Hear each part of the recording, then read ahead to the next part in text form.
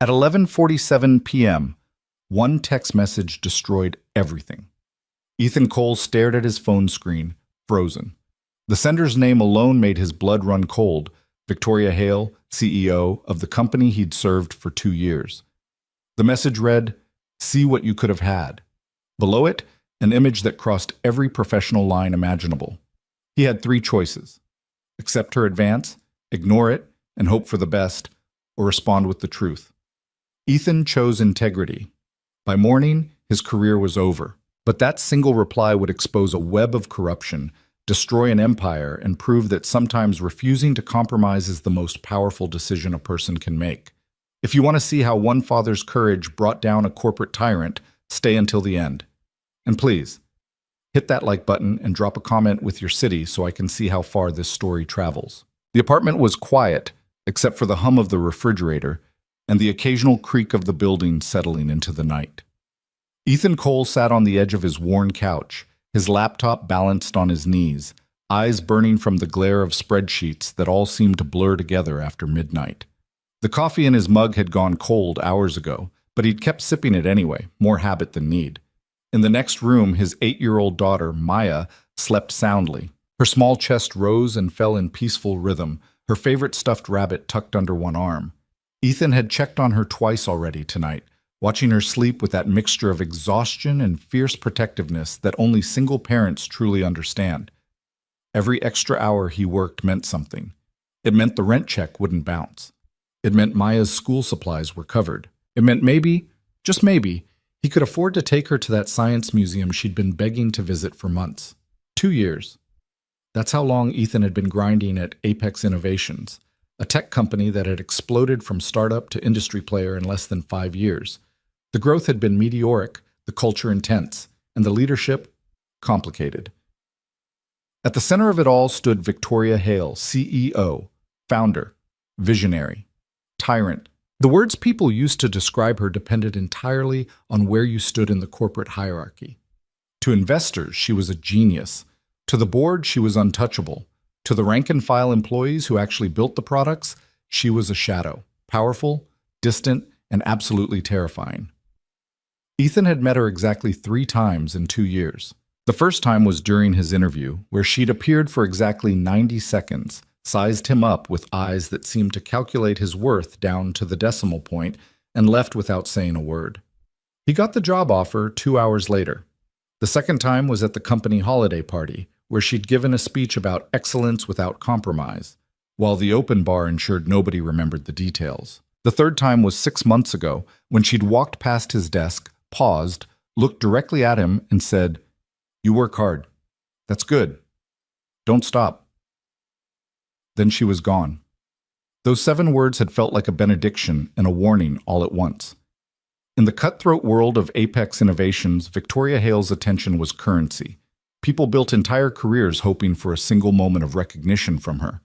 Others lived in terror of being noticed for the wrong reasons. Ethan had tried to stay in the middle, work hard, keep his head down, provide for Maya, and avoid the office politics that seemed to swallow people whole.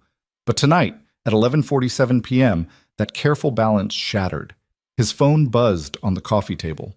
Ethan glanced at it without much interest. Probably a spam text or a notification from some app he'd forgotten to mute. He reached for it absently, planning to silence it and get back to the expense reports that were due by morning. Then he saw the sender's name, Victoria Hale.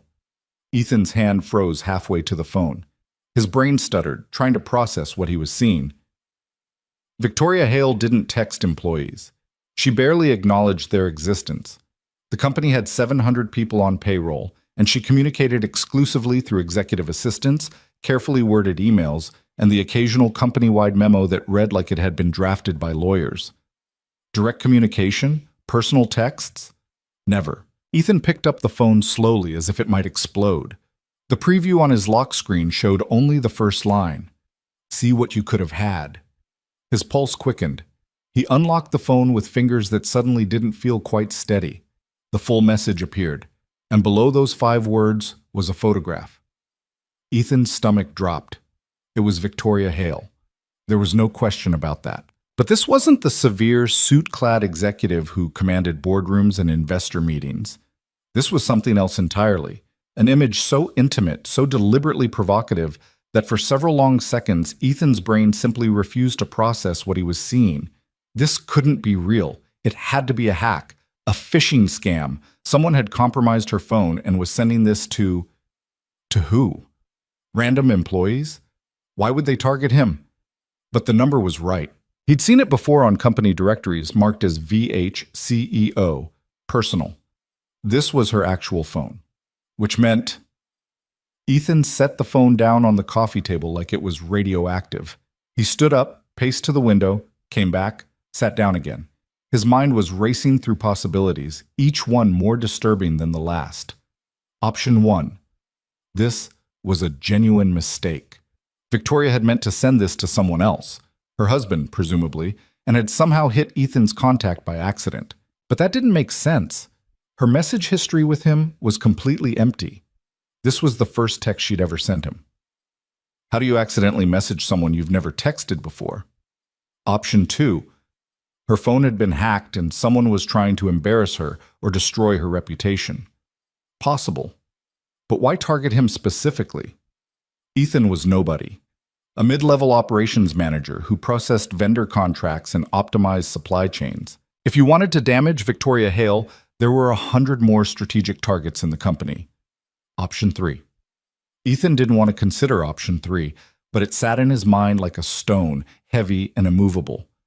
Option 3 was that this was intentional, that Victoria Hale had deliberately sent this image to him late at night with a message that sounded less like a mistake and more like an invitation. No, that was insane, wasn't it? Ethan pulled up his laptop and opened the company's internal messaging system. He navigated to the anonymous rumor board, a back-channel Slack workspace that employees had created precisely because official channels were monitored and sanitized. He typed in Victoria's name. The results made his blood run cold. Threads going back 18 months. Whispers, allegations, stories that always followed the same pattern. Did you hear about Marcus, VP promotion out of nowhere? He'd only been here 8 months.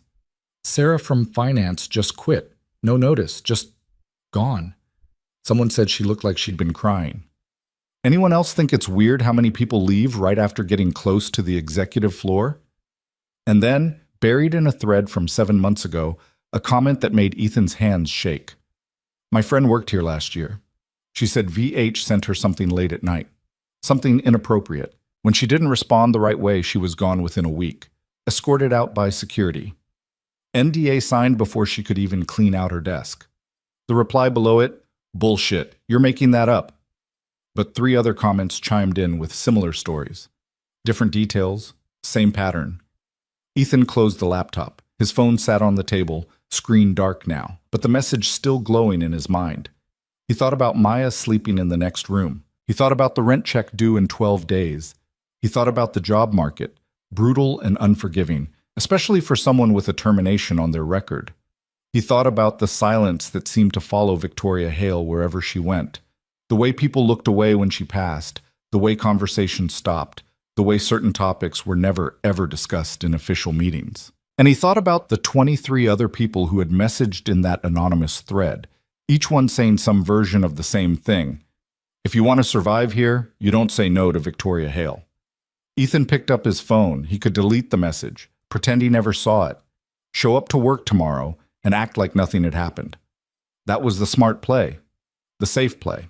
But as he stared at that photograph, at the calculated intimacy of it, at the message that felt less like seduction and more like a test, something else crystallized in his mind. This wasn't the first time Victoria had done this, and it wouldn't be the last, unless someone drew a line. Ethan's fingers moved across the screen before his rational mind could stop them. He typed 4 sentences. Short, clear, unambiguous. I didn't miss out. I chose integrity. This is inappropriate, and I'm not interested. Please don't contact me like this again. He stared at the message for a full minute. Then he hit send. The whoosh sound felt louder than it should have. For 10 seconds, nothing happened. Then below his message, 3 dots appeared. Victoria Hale is typing. The dots pulsed, once, twice, 3 times. Then they disappeared. No response came. Ethan waited, heart hammering, but his phone stayed silent. He set it down and tried to return to his work, but the spreadsheets might as well have been written in ancient Greek. His concentration was obliterated. At 12:43 a.m., he gave up and went to bed. Sleep didn't come easy.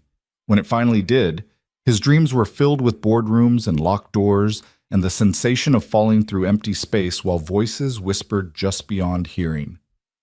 Morning arrived with Maya's voice calling from her bedroom. "Dad! Dad! I can't find my science folder."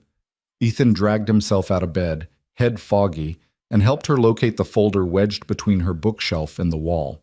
He made her breakfast, scrambled eggs and toast, the same thing every Tuesday, and packed her lunch while she chattered about the field trip her class was taking next month. Normal. Everything had to seem normal. He dropped her at school at 7:45, watched her run through the gates with her backpack bouncing, and then sat in his car for 5 minutes, staring at his phone. No new messages. Part of him had expected, what? An apology? An explanation? A threat? But there was nothing. Maybe she'd realized her mistake. Maybe she was embarrassed. Maybe the whole thing would just disappear. Ethan drove to work, parked in his usual spot, and walked through the glass doors of Apex Innovations at 8:27 a.m. The lobby was the same as always, sleek, modern, filled with motivational posters about innovation and disruption. The security guard, Marcus, nodded at him as he scanned his badge. Everything seemed normal. Ethan took the elevator to the 4th floor, walked to his desk, set down his bag, and logged into his computer. His email inbox loaded. At the top, marked urgent, was a message from Human Resources. Subject: Meeting required. Today, 9 a.m. Ethan, please report to conference room 7B at 9 a.m. sharp. This is mandatory. HR department. Ethan's stomach twisted. He checked the sender. It was from the main HR account, not an individual person. The message was sterile, bureaucratic, revealing nothing. But the timing. He looked at his phone again. The message thread with Victoria Hale stared back at him, his response sitting there like evidence. No. This couldn't be connected. HR meetings happened all the time. Performance reviews, policy updates, benefits enrollment. This was probably nothing, right? At 8:58, Ethan stood outside conference room 7B. The door was closed, the frosted glass revealing only vague shapes inside. He knocked. "Come in." The voice was clipped, professional, and unmistakably hers. Ethan opened the door. Victoria Hale sat at the head of the conference table, dressed in a charcoal suit that probably cost more than Ethan's monthly rent. Her expression was completely neutral. Not angry, not embarrassed, not anything at all. Just flat. Beside her sat Jennifer Marks, the head of Human Resources. Jennifer looked uncomfortable, her hands folded on a thin manila folder in front of her. "Sit down, Ethan," Victoria said. It wasn't a request. Ethan sat. The silence that followed was suffocating. Jennifer glanced at Victoria, then at the folder, then at Ethan. She opened her mouth, closed it again. Victoria didn't move. She simply watched Ethan with those calculating eyes. The same eyes that had sized him up during his interview, the same eyes that had paused at his desk 6 months ago. Finally, she spoke. "Your employment with Apex Innovations is terminated, effective immediately." The words landed like a physical blow. Ethan's ears rang. He heard himself say, "What?" Jennifer cleared her throat. "Ethan, the company has decided to move in a different direction with your role. We're restructuring the operations department, and unfortunately, your position is being eliminated."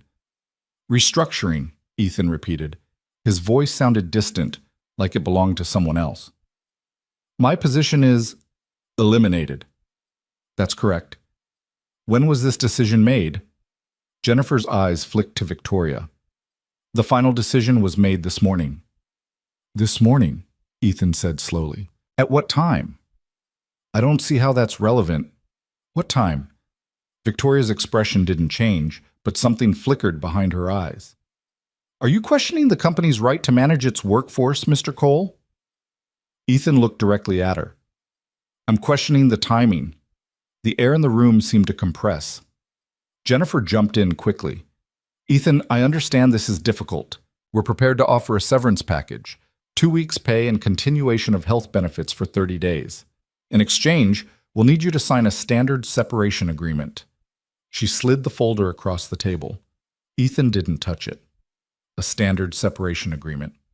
Yes, it includes a non-disclosure clause, a non-disparagement clause, and a release of claims against the company. You want me to sign away my right to talk about why I was fired? You weren't fired, Jennifer said, a little too quickly. Your position was eliminated. There's a difference. Is there? Victoria leaned forward slightly. When she spoke, her voice was ice. Mr. Cole, you have two choices. You can sign the agreement, take the severance, and leave quietly, or you can refuse, in which case you'll receive nothing and your termination will be recorded as a firing for cause.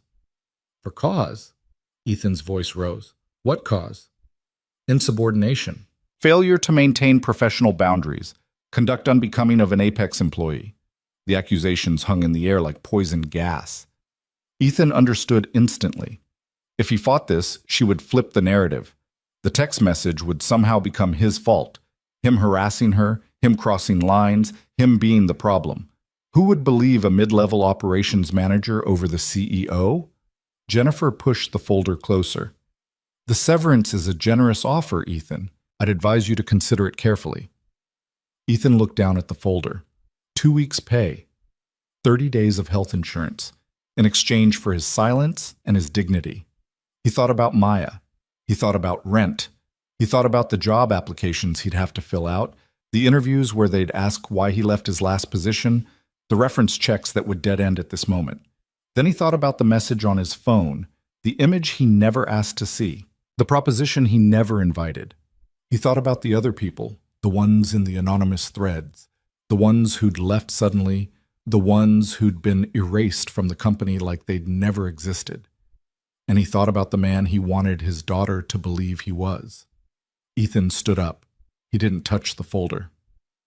I need to get my things from my desk, he said quietly. Jennifer looked relieved. Of course, security will escort you. I don't need an escort. I've worked here for 2 years without stealing anything. I'm not starting now. Victoria's jaw tightened almost imperceptibly. Protocol requires... I don't care what protocol requires. Ethan's voice was steady now, surprisingly calm. You've made your decision. I'll be gone in 15 minutes. He turned toward the door. Mr. Cole. He stopped, but didn't turn around. Victoria's voice was soft, almost gentle. It was somehow more menacing than if she'd shouted. Choices have consequences. I hope you remember that. Ethan left the conference room without responding. But his desk looked exactly as he'd left it 20 minutes ago. Coffee mug. Photo of Maya from her 7th birthday.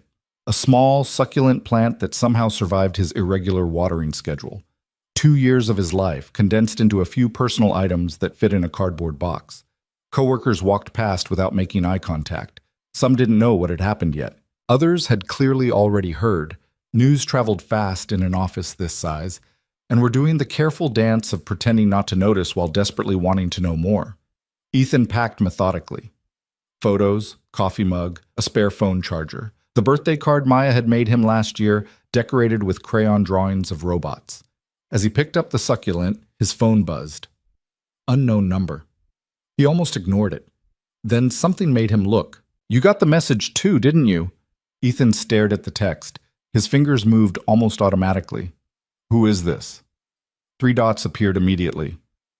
Someone who made the same mistake you did. Someone who thought having principles mattered more than keeping quiet. Ethan's pulse quickened. How did you get my number? I have my ways. Look, I know you probably just got fired, or you're about to be. I know you're scared and confused, and you're wondering if you did the right thing. You didn't answer my question. My name is David Brennan.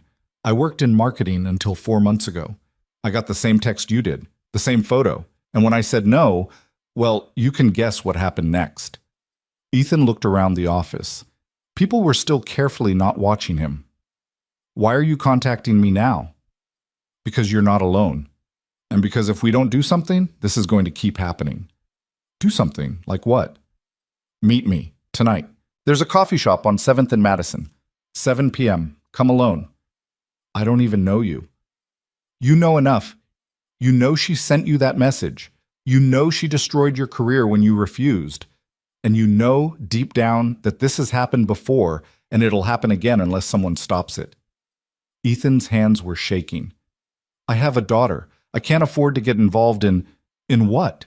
The truth? Look, you don't have to commit to anything. Just hear me out. 7 p.m. 7th and Madison.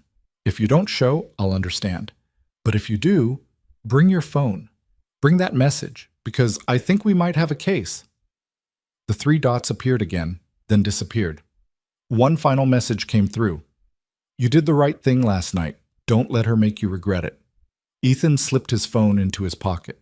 He picked up his box of belongings, took one last look at the desk that had been his professional home for 2 years, and walked toward the elevator. As the doors closed, he caught a glimpse of the fourth-floor common area.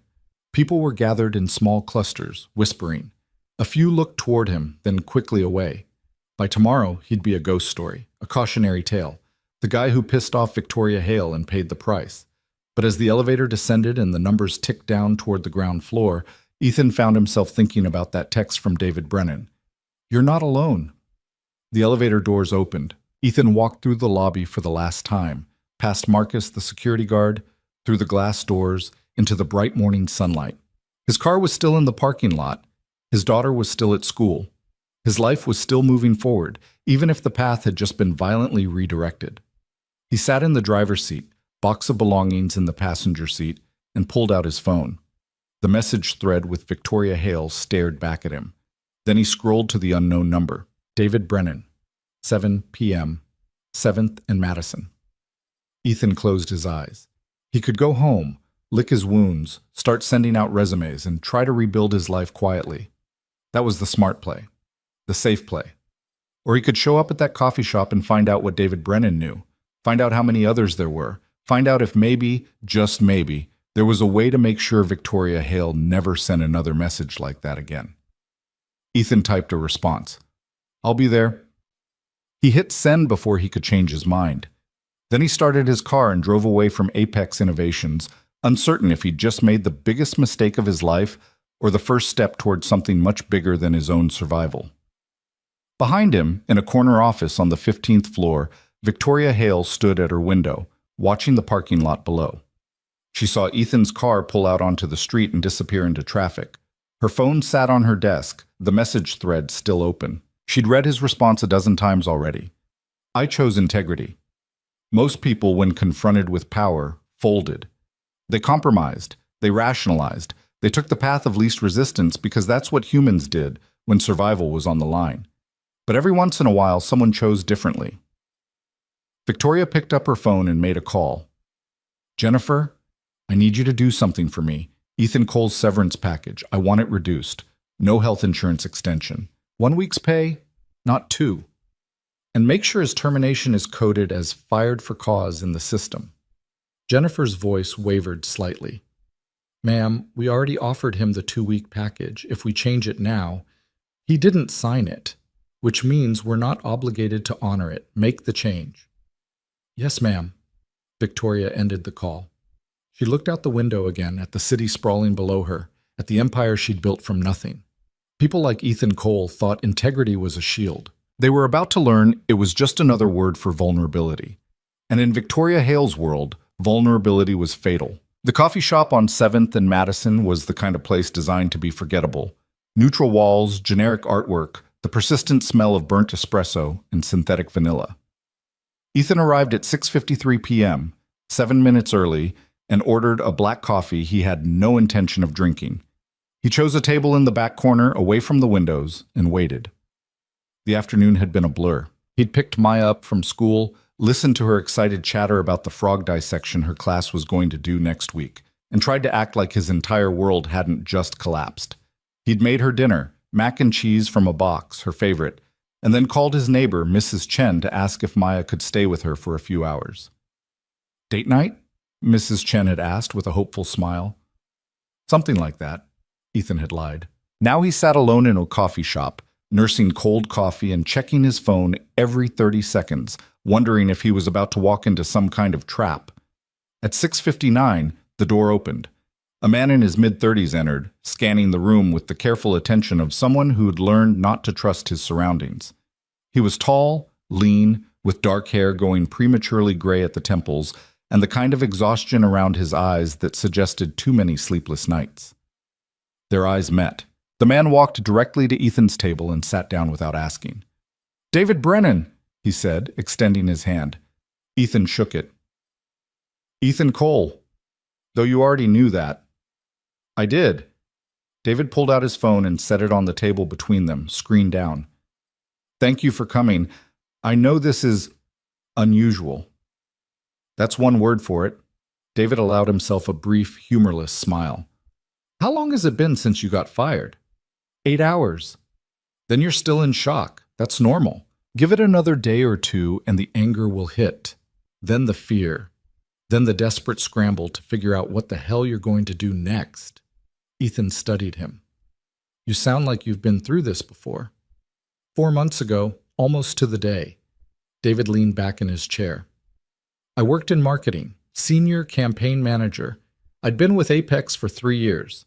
Good performance reviews, solid relationships with my team, no disciplinary issues. Then one night, my phone buzzed at 11:34 p.m. Victoria Hale." "Victoria Hale." David's jaw tightened. "Same message you got. See what you could have had. Same photo. I stared at that thing for 20 minutes trying to convince myself it was a mistake." "What did you do?" "Nothing. At first, I didn't respond at all. Just turned off my phone and tried to sleep." David's fingers drummed against the table. "The next morning, I showed up to work and everything seemed normal. I thought maybe I'd dodged it. Maybe she'd been drunk, or her phone had been hacked, or I don't know. I was grasping at explanations." "When did you realize it wasn't a mistake?" 3 days later. I got called into a meeting with HR and 2 people from legal I'd never seen before. They told me there had been complaints about my conduct. Unspecified complaints. Unverified complaints. But serious enough that they were terminating me immediately. Ethan felt his stomach tighten. "They didn't give you specifics?" "They couldn't, because there weren't any real complaints. It was all fabricated." David's voice was bitter. "They offered me a severance package with an NDA attached. Sign it and get 2 weeks' pay, or refuse and leave with nothing. I was stupid enough to think I could fight it, so I refused." "What happened?" "They coded my termination as gross misconduct in the system, which meant when potential employers did reference checks, all they heard was that I'd been fired for serious violations. No details, just the implication that I'd done something bad enough to warrant immediate termination." David's eyes were hard. "I've applied to 43 jobs in 4 months. I've had 2 interviews. Both ended the moment they called Apex for a reference. The coffee shop suddenly felt smaller, the walls closing in." "Why are you telling me this?" Ethan asked quietly. "Because you need to know what you're up against, and because you're not the only one." David picked up his phone and unlocked it. "After I got fired, I started digging. I wanted to understand what had happened, why it had happened. I reached out to former employees through LinkedIn, through mutual connections, through every back channel I could find." He pulled up a document and turned the phone toward Ethan. It was a spreadsheet. Names, dates, departments, and a column labeled Status. Ethan's eyes tracked down the list. Marcus Rivera, Sales, terminated Jennifer Kwan. Engineering, resigned.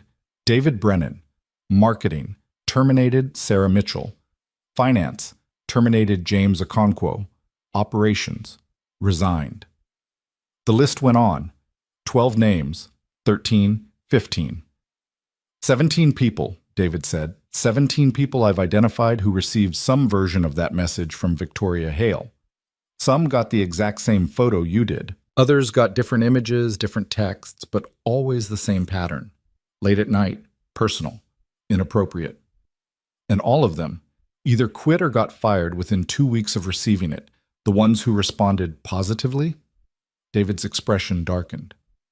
They tended to get promotions, fast-tracked careers, access to opportunities that made no sense based on their qualifications.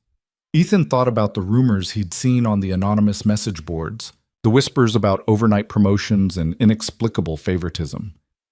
He couldn't find words adequate to the scope of what David was describing. Systematic, David finished. This isn't a CEO making a drunken mistake. This is a pattern of behavior going back at least 2 years, probably longer. She identifies people she wants, sends them a message, and then rewards compliance while destroying anyone who refuses. How is this even possible? How does no one know about this? People know, they just don't talk about it.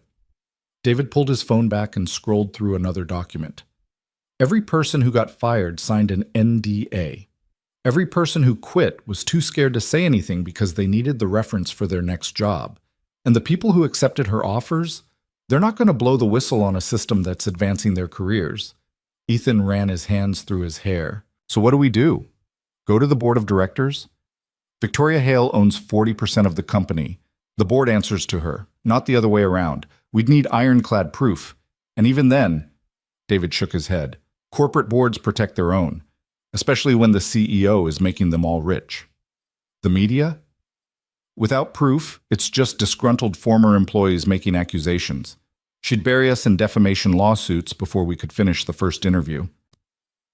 Frustration welled up in Ethan's chest. Then why did you contact me? If there's nothing we can do...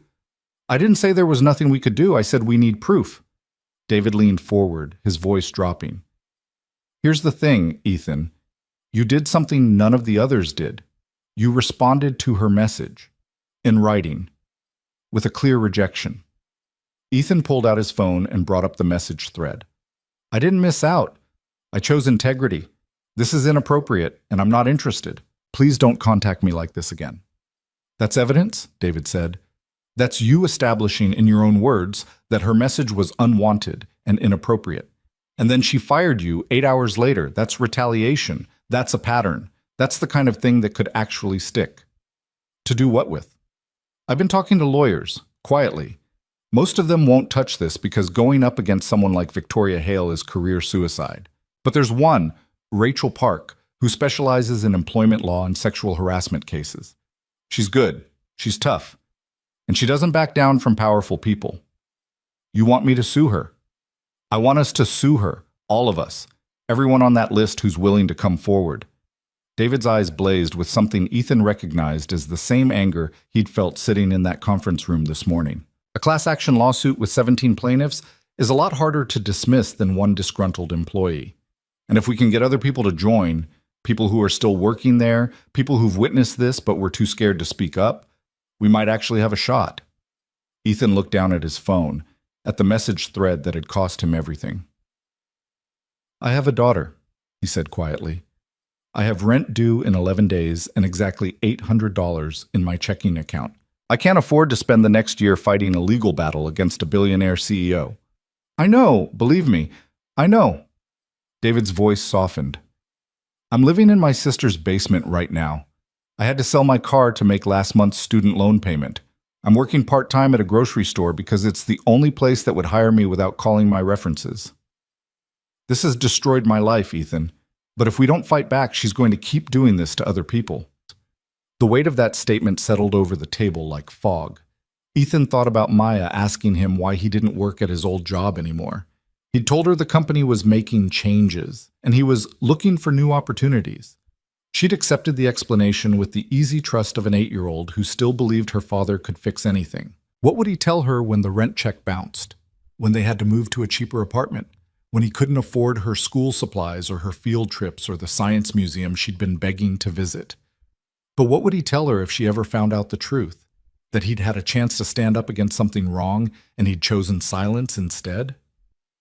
Tell me about this lawyer, Ethan said finally. David's expression shifted. Relief, determination, something fierce and almost desperate. Rachel Park, 42 years old. Made partner at her firm by age 35, then left to start her own practice focusing exclusively on employment discrimination and harassment cases. She's won settlements against 3 Fortune 500 companies in the last 4 years alone. And she thinks we have a case? She thinks we might. I met with her last week and showed her the evidence I've collected. She was interested but cautious. The problem is, most of the people on my list signed NDAs. They can't testify without violating their agreements, and Victoria's lawyers would shred them for it. But I didn't sign. Exactly. You're clean. You can talk about what happened without any legal consequences. And your message thread is gold, Ethan. It's contemporaneous evidence. It shows clear rejection of unwanted sexual advances, followed by immediate termination. That's textbook retaliation. Ethan's phone buzzed. He glanced down. A text from Mrs. Chen asking when he'd be back to pick up Maya. The ordinary world still spinning despite everything falling apart. "What would I have to do?" he asked. "Meet with Rachel. Tell her your story. Let her review the evidence. If she thinks we have a case, she'll start building it. She works on contingency for cases like this, which means we don't pay unless we win. And if we lose," David's jaw set, "then at least we tried. At least we did something other than let her get away with it." Ethan looked at his coffee, long since gone cold. Through the window, he could see people walking past on the sidewalk, people going home from work, meeting friends for dinner, living their normal lives. He thought about Victoria Hale in her corner office, probably already moving on to her next target, confident that fear and NDAs would keep everyone quiet. He thought about the 17 names on David's spreadsheet, 17 careers destroyed, 17 people who'd probably felt exactly like he did right now, angry, scared, trapped. "When can I meet her?" Ethan asked. "Rachel Park." David pulled out his phone. "I'll call her right now." 20 minutes later, they had an appointment scheduled for tomorrow morning at 9 a.m. Ethan left the coffee shop feeling like he'd just jumped off a cliff, uncertain whether he'd find solid ground or empty air below. The drive back to Mrs. Da Chen's apartment was short. Maya was in the middle of a Uno game with Mrs. Chen's grandson when Ethan arrived, her face bright with concentration as she tried to decide which card to play. "Dad," she called without looking up, "I'm winning." "That's great, sweetheart." Ethan managed a smile. 5 more minutes, okay?" Mrs. Chen walked him to the doorway.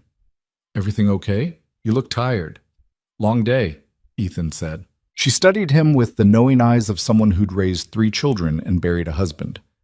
"You know, my late husband used to say that the hardest decisions are usually the right ones." Ethan blinked. You don't have to tell me anything, but whatever you're dealing with, I hope you know you're not alone. And that little girl in there?" She nodded toward Maya. "She's lucky to have you." Something in Ethan's chest tightened.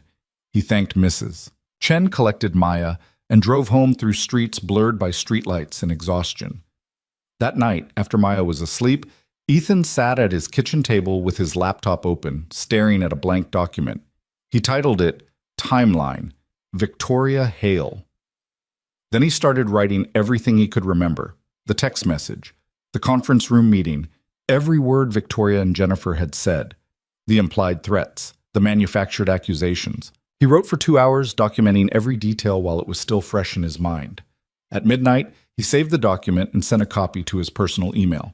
Then he backed it up to 3 different cloud storage services. If he was going to do this, he was going to do it right. His phone buzzed. David Brennan. Rachel just confirmed the meeting, 9 a.m. at her office downtown. Address attached. "Thank you for this, Ethan. Seriously." Ethan stared at the message for a long moment. Then he typed, "Thank you for reaching out. I'll be there." He set his phone down and looked around his small apartment. The rent was due in 11 days. His severance, if Victoria even honored the reduced package, would cover maybe half of it. But sitting here in the quiet darkness, Ethan felt something he hadn't expected. Not peace exactly, not certainty, but a sense that he was finally moving in the right direction. Even if that direction led straight into a fight, he had no guarantee of winning. The next morning arrived too quickly.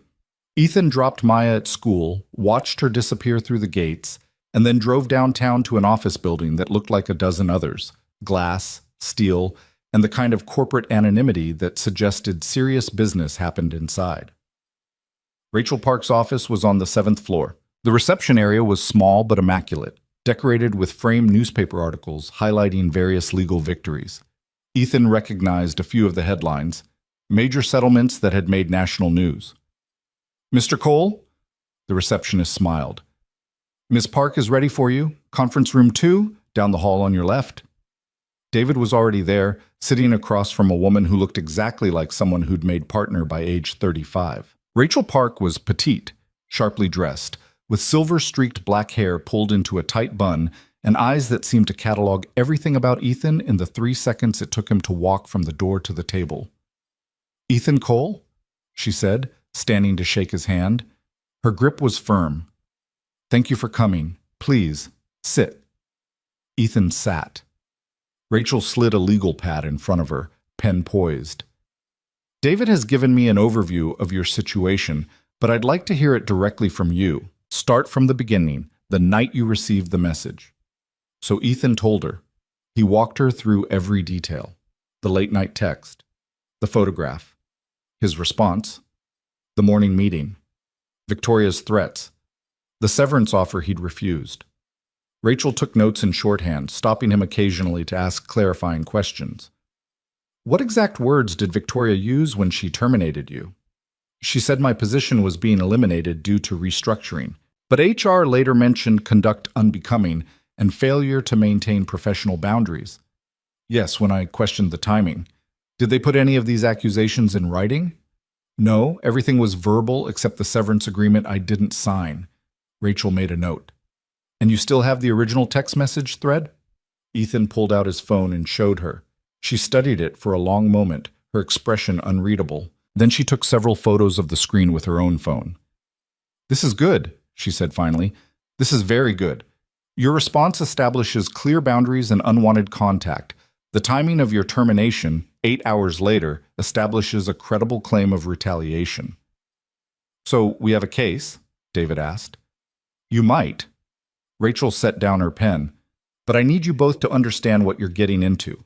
Victoria Hale is not just wealthy and powerful. She's vindictive. If we move forward with this, she will come at you with everything she has. She'll dig into your past, looking for anything she can use against you. She'll try to destroy your credibility, your reputation, everything. She's already destroyed my career, Ethan said. So far. But if you sue her, she'll go further. She'll make sure every potential employer in your field knows your name and associates it with being a troublemaker. She'll drag this case out for years if she can, trying to bleed you dry financially and emotionally until you give up. Then why are you taking the case? Ethan asked. Rachel's expression hardened. Because I've seen too many powerful people get away with this kind of behavior. Because the law is supposed to protect employees from retaliation and sexual harassment, but it only works if people are brave enough to use it. And because I think you might actually have a shot at winning. She pulled out a folder and opened it. David has identified 17 potential plaintiffs. If even half of them agree to join the lawsuit, we're looking at a class action with substantial damages. More importantly, we're looking at a pattern of behavior that becomes impossible to dismiss as a misunderstanding or a one-time mistake. What do we need to do? David asked. First, I need to verify your evidence. I'll need copies of the text messages, termination documents, anything in writing. Second, I need to contact the other people on your list and see who's willing to come forward despite their NDAs. I thought you said they couldn't testify without violating their agreements, Ethan said. They can't voluntarily, but if we subpoena them, they're legally obligated to respond truthfully under oath. Victoria's lawyers will fight it, but judges don't look kindly on ND as being used to cover up illegal conduct. Rachel closed the folder and looked directly at both of them. This will be hard. It will take months, maybe years. There will be depositions, interrogatories, motions to dismiss. Victoria will offer settlements designed to divide you and make some of you give up. She'll use every legal tactic available to drag this out and make your lives miserable. But, Ethan prompted, but if we build a strong enough case, if we get enough people to come forward, if we can show a clear pattern of harassment and retaliation, then we have a chance of not only winning damages, but forcing real change. Corporate boards pay attention when lawsuits get expensive enough, and nothing gets more expensive than a well-documented pattern of executive misconduct. Ethan looked at David, who nodded slightly. Then he looked back at Rachel. What do I need to sign? Rachel smiled, the first genuine warmth Ethan had seen from her. Let's start with a retainer agreement, then we'll get to work. The next 2 hours were a blur of paperwork, explanations of legal procedures, and strategic planning. By the time Ethan left Rachel's office, his head was spinning with terms like discovery, depositions, and summary judgment motions. But he also left with something he hadn't expected. Hope. Not the naive kind that assumed everything would work out fine, but the hard-earned kind that came from taking action instead of sitting passively while someone else controlled his fate. David walked him to the elevator. "Thank you," David said quietly, "for showing up, for being willing to do this." "I haven't done anything yet." "You did more than you know." David pressed the elevator button. Most people, when they got that severance offer, would have signed it just to make the pain stop. You didn't. That takes guts. The elevator arrived. "I'll call you tomorrow," David said. "Rachel's going to start reaching out to people on the list. The more who join us, the stronger we are." Ethan stepped into the elevator. "What if nobody else comes forward?" "Then we fight anyway." David's expression was resolute. "But I don't think we'll be alone. Not anymore." The doors closed. Ethan rode down to the lobby, walked out into the bright morning sunlight, and checked his phone. 2 missed calls from the same unknown number. No voicemail. He was about to dismiss them when the phone rang again. Same number. Ethan answered. "Hello? Is this Ethan Cole?" The voice was female, young, nervous. "Yes. Who is this?" "My name is Sarah Mitchell. I used to work at Apex Innovations. David Brennan gave me your number." I heard you're building a case against Victoria Hale." Ethan's heart rate picked up. Sarah Mitchell. He'd seen her name on David's spreadsheet. Finance department. Terminated 4 months ago. "That's right," Ethan said carefully. "I want to help." Sarah's voice shook slightly. "I signed an NDA, but I don't care anymore. What she did to me, what she's doing to people, it has to stop. Whatever you need from me, I'll do it." Ethan closed his eyes. "Have you talked to Rachel Park yet?" "I'm calling her next. I just wanted to talk to you first, to make sure this is real, that people are actually fighting back." "It's real," Ethan said. "And we're fighting back." Sarah exhaled shakily. "Good. Because I've been carrying this for 4 months, and I'm tired of being scared." They talked for another 10 minutes. Sarah told her story, similar to David's, similar to Ethan's, the same devastating pattern. By the time they hung up, Ethan felt something shift. This wasn't just about him anymore. This was about every person Victoria Hale had manipulated, threatened, and destroyed. And for the first time since receiving that text message, Ethan felt like maybe, just maybe, he had the power to do something about it. His phone buzzed with a text from Rachel Park. "Sarah Mitchell just called. That makes 3. Let's keep building." Ethan looked up at the sky. Clear and blue and endless. Then he got in his car and drove to pick up Maya from school, ready to face whatever came next. Because sometimes the right thing and the hard thing were exactly the same, and Ethan Cole had already made his choice. 3 became 4. 4 became 7. Within 2 weeks, Rachel Park's conference room had transformed into something that looked less like a law office and more like a war room. The walls were covered with timeline charts, organizational diagrams showing Apex Innovations' corporate structure, and printed copies of text messages that all followed the same disturbing pattern. Each new voice that joined added another layer to the evidence, another crack in the facade Victoria Hale had built around herself. Ethan sat at the conference table on a Tuesday afternoon listening to a woman named Jennifer Kwan tell her story.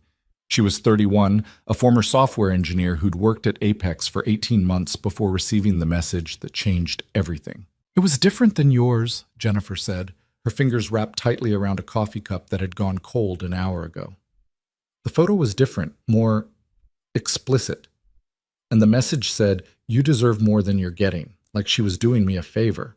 Rachel took notes without looking up. "What time did you receive it?" 1:17 a.m. I was still awake, working on a deployment that was supposed to go live the next morning. I thought maybe I was hallucinating from lack of sleep. "Did you respond?" David asked from across the table. Jennifer shook her head. "I deleted it. Just deleted the whole message thread and pretended it never happened. I showed up to work the next day and buried myself in code, hoping that if I ignored it, it would go away." "When did you realize it wouldn't?" Ethan asked gently. 3 days later. I got called into a one-on-one with my manager. He told me there had been complaints about my attitude and my inability to be a team player, which was insane because I just led a major project that came in ahead of schedule and under budget. Jennifer's voice cracked slightly. He offered me a choice: take a demotion to a junior position with a 30% pay cut, or resign voluntarily. "Did he put the complaints in writing?" Rachel asked. No. He said they were verbal feedback from multiple sources, but he wouldn't tell me who or what they'd actually said. It was all vague enough that I couldn't defend myself against it. And you chose to resign. I was terrified. I thought if I took the demotion, they'd just find another reason to push me out later. At least if I resigned, I could say it was my choice. Jennifer set down her coffee cup with shaking hands.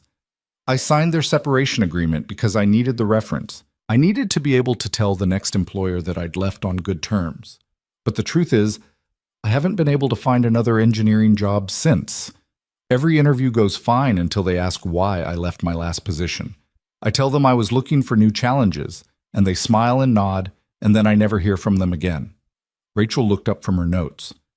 Have you asked what your reference from Apex actually says? I'm afraid to know.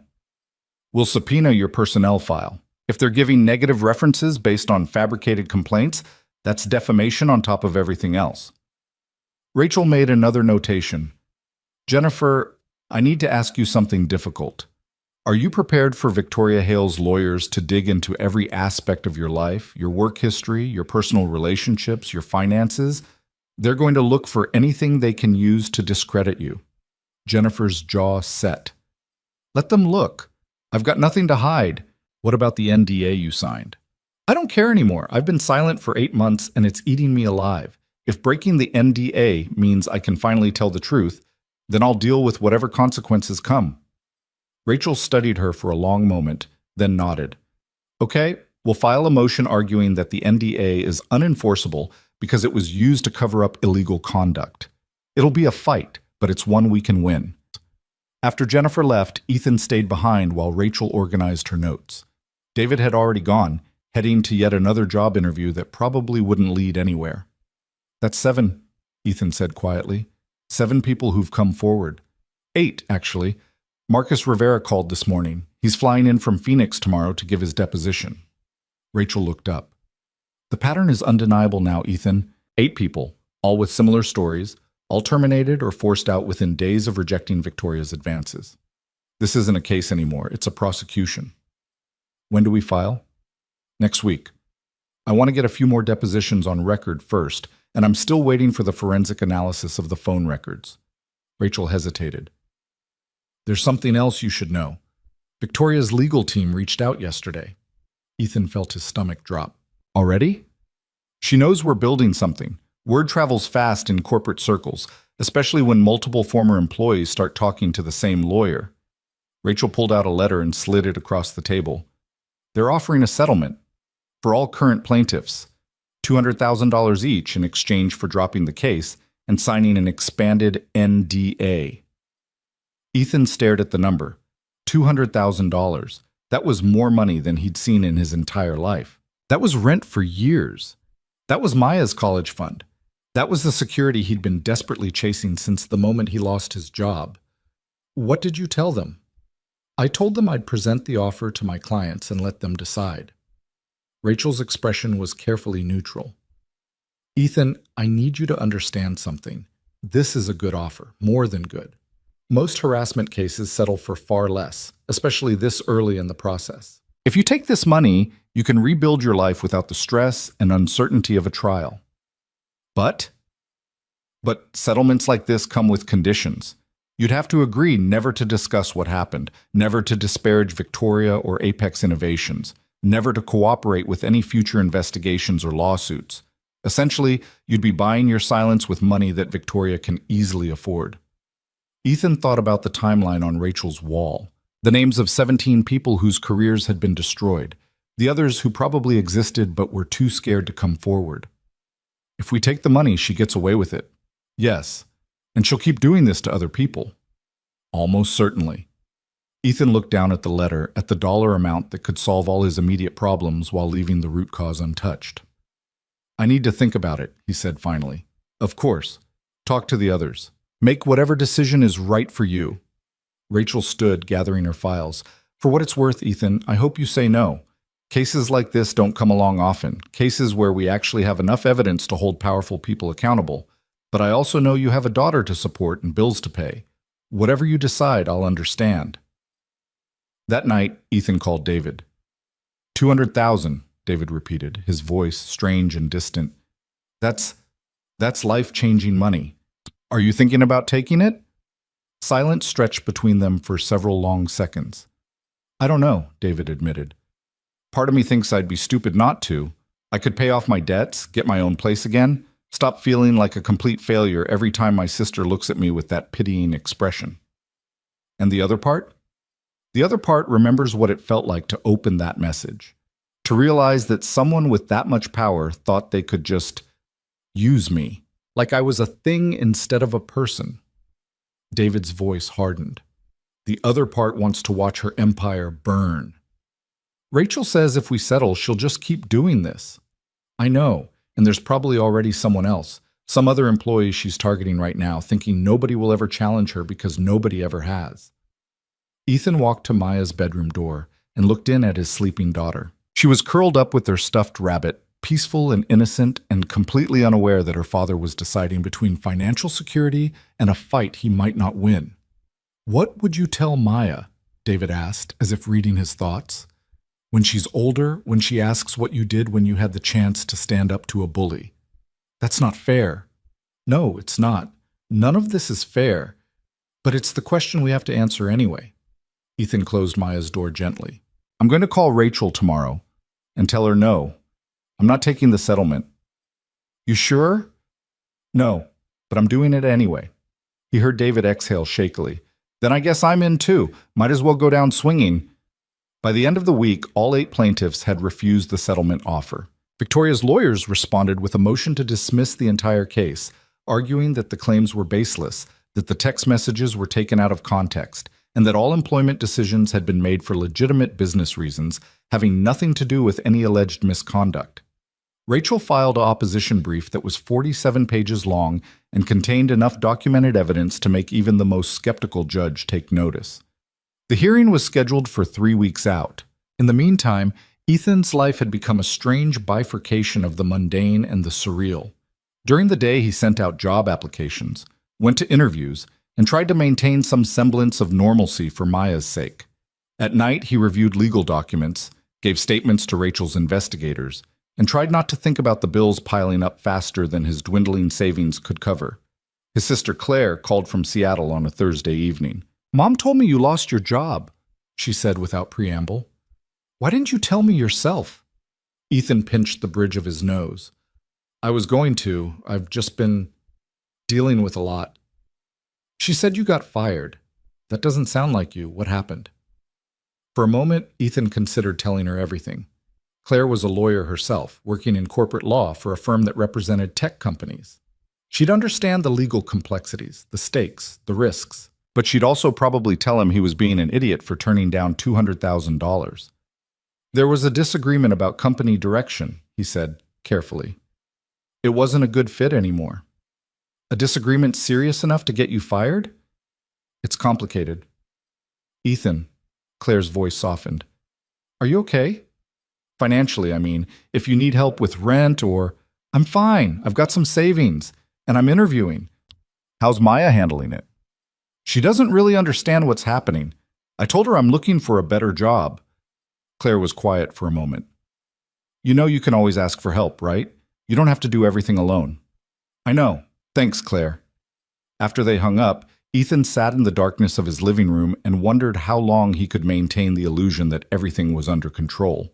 The answer came faster than expected. On Monday morning, Ethan opened his mailbox to find a letter from his landlord. Rent had increased by $400 a month, effective immediately. A coincidence of timing, the letter claimed, due to market conditions and property improvements. Ethan called the landlord directly.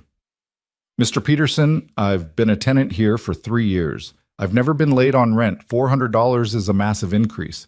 I'm sorry, Mr. Cole, but the decision has been made. If the new rate doesn't work for you, I understand. You're welcome to move out at the end of your current lease term. That's in 6 weeks. Then you have time to make arrangements. Ethan's hands tightened on the phone. Did someone contact you about me? Someone from my former employer? A pause. I'm not at liberty to discuss my business relationships. The rent increase stands. Good day, Mr. Cole. The line went dead. Ethan stared at his phone, rage building in his chest. This was Victoria's doing. It had to be. The timing was too perfect, the increase too calculated. She was using every lever of power available to her, trying to force him into a corner where taking her settlement money would be the only logical choice.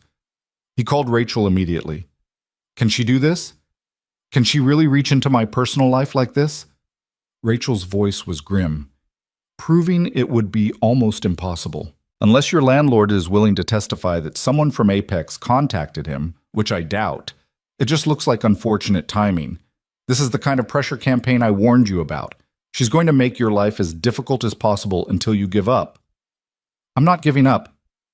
Then we need to move faster.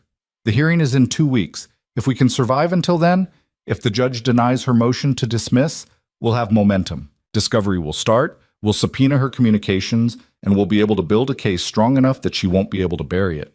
And if the judge grants the motion, then the case ends before it really begins, and Victoria Hale goes back to business as usual. After hanging up, Ethan sat at his kitchen table and did the math. Even without the rent increase, his savings would run out in 6 weeks. With the increase, he had maybe 4 weeks before he'd have to make impossible choices about which bills to pay. He opened his laptop and started searching for cheaper apartments, for second jobs, for any possible way to keep his head above water long enough to see this through. His phone buzzed. A text from an unknown number. Still think integrity is worth more than a paycheck? Ethan's blood went cold. He checked the number. It wasn't Victoria's. It was completely unknown. Probably a burner phone or a spoofed caller ID. Another text came through. You had a chance to walk away. You chose this. Remember that when you're explaining to your daughter why you can't afford her school supplies. Ethan's hands shook. He wanted to throw his phone across the room, to scream, to do something that would release the pressure building in his chest. Instead, he took a screenshot of the messages and forwarded them to Rachel with a simple note. More evidence. The harassment continued. Over the next week, Ethan received 6 more anonymous messages, each one more pointed than the last. Someone left a printed copy of his employment termination notice on his car windshield. A box of his belongings from Apex, things he'd never actually owned, was delivered to his apartment with a note saying, "You forgot something." David reported similar incidents. So did Jennifer. So did 3 of the other plaintiffs. Victoria was waging psychological warfare, trying to break them down before the hearing. Rachel documented everything, every message, every incident, every piece of evidence that Victoria's legal team probably thought would be untraceable. She built a supplemental brief arguing that the harassment campaign itself proved the retaliation claims. The night before the hearing, Ethan couldn't sleep. He lay in bed staring at the ceiling, playing out every possible scenario. The judge dismissing the case, the judge letting it proceed, Victoria's lawyers ripping apart their evidence, Rachel's methodical destruction of every argument Victoria made. At 2 a.m., he gave up on sleep and went to check on Maya. She was awake, sitting up in bed with her stuffed rabbit. "Dad, why aren't you sleeping?" Ethan sat down on the edge of her bed. "Just thinking about work stuff." "What about you? Why are you up?" "I had a bad dream." "Want to tell me about it?" Maya hugged her rabbit tighter. "We had to move away, and I couldn't take any of my things, and you were really sad." Ethan's heart clenched. Kids were perceptive. No matter how hard he tried to shield her from the stress, she was picking up on it. "Hey," he said softly, "we're not going anywhere, okay? And even if we did have to move someday, we take all your important things with us. Your books, your toys, definitely Mr. Hops." He tapped the rabbit's nose. "Promise?" Ethan thought about the hearing tomorrow, about the rent increase, about the savings account draining away like water through his fingers. He thought about all the promises he couldn't guarantee he'd be able to keep. But he looked at his daughter's worried face and said, "I promise that no matter what happens, we're going to be okay. Because we have each other." Maya seemed to accept this. She lay back down, and Ethan stayed with her until her breathing evened out, and sleep finally claimed her. Then he went back to his own room, set his alarm for 6 a.m., and closed his eyes, trying to find whatever reservoir of strength he'd need to face tomorrow. The courthouse was downtown, an imposing building of stone and glass that seemed designed to make people feel small. Ethan arrived at 8:30, wearing the only suit he owned, feeling like an imposter playing at being someone important enough to challenge a corporate empire. Rachel was already there, standing outside the courtroom with David and 4 of the other plaintiffs. She looked calm, composed, every inch the seasoned litigator. "Everyone ready?" she asked. A chorus of nervous affirmatives. "Remember, this is just the motion to dismiss hearing. We're not presenting the full case today. I'll be arguing why the case should be allowed to proceed, and Victoria's lawyers will argue why it shouldn't. The judge will ask questions, and then he'll make a ruling, either today or within a few weeks." "What are our chances?" Sarah asked. "Honestly, 50-50. Judge Morrison is fair but conservative. He doesn't like frivolous lawsuits, but he also doesn't like corporations abusing their power. It's going to come down to whether he thinks we have enough evidence to survive the motion." The courtroom doors opened. Inside, the space was smaller than Ethan had expected from watching TV shows. There were benches for observers, tables for the lawyers, and a raised platform for the judge. The whole thing felt simultaneously formal and strangely intimate. Victoria Hale was already there. She sat at the defendant's table with 3 lawyers in expensive suits, looking completely unbothered by the proceedings. When Ethan entered, her eyes found him immediately. She didn't smile, didn't frown, didn't show any emotion whatsoever. She simply looked at him the way someone might look at an insect, a minor annoyance barely worth acknowledging. Ethan forced himself to look away and take his seat behind Rachel's table. "All rise." The Honorable Judge Harold Morrison presiding. The judge entered, a man in his early 60s with gray hair and the kind of world-weary expression that suggested he'd seen every legal argument at least twice. "Be seated. We're here today on the matter of Cole versus Apex Innovations and Victoria Hale, case number CV-2-024-7832. This is a hearing on the defendant's motion to dismiss. Counsel, are you ready to proceed?" Victoria's lead attorney stood. His name was Richard Thornton, and according to Rachel's research, he billed $800 an hour and had a reputation for crushing employment discrimination cases before they ever reached trial. "Ready, Your Honor." Rachel stood. "Ready, Your Honor." "Mr. Thornton, you filed the motion. You may begin." What followed was 2 hours of legal arguments that made Ethan's head spin. Thornton argued that the plaintiffs had failed to state a claim upon which relief could be granted, that the text messages were protected speech, that employment decisions made by executives were entitled to deference, and that allowing the case to proceed would open the floodgates to frivolous harassment claims from every disgruntled employee in America. He was smooth, confident, and utterly convinced of his own righteousness. Rachel countered with methodical precision. She walked the judge through the timeline, showing the pattern of behavior. She quoted employment law precedents. She argued that the text messages, combined with immediate terminations, created a clear inference of retaliation that deserved full discovery and trial.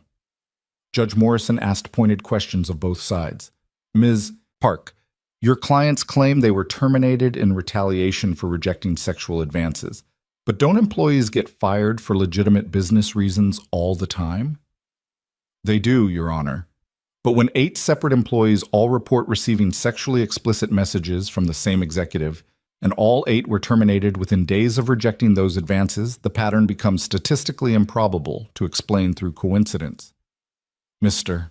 Thornton, you argue these messages were taken out of context.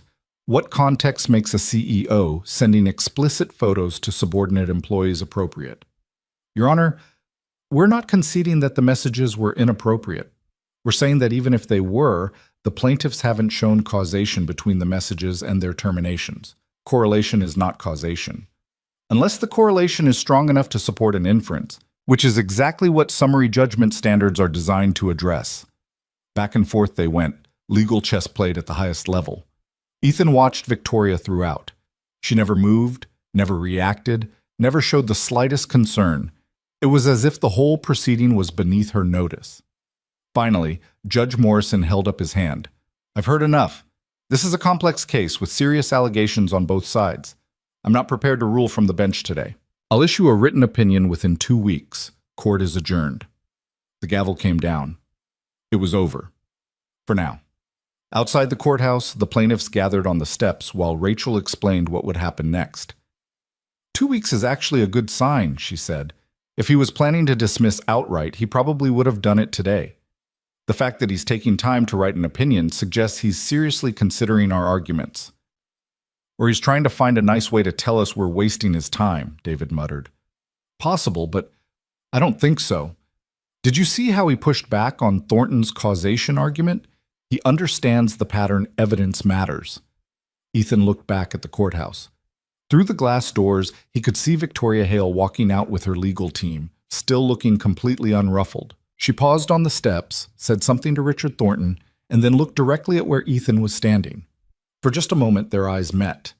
And then Victoria smiled. It wasn't a friendly smile. It was the smile of someone who'd played this game 1,000 times and knew all the ways it could end. Then she turned and walked away, disappearing into a waiting car. Don't let her get in your head, Rachel said quietly. She wants you to think she's invincible. That's part of the intimidation. What if she is? Ethan asked. Then we'll be the first ones to prove otherwise. The 2 weeks that followed were the longest of Ethan's life. He existed in a state of suspended animation, unable to move forward, but unable to go back.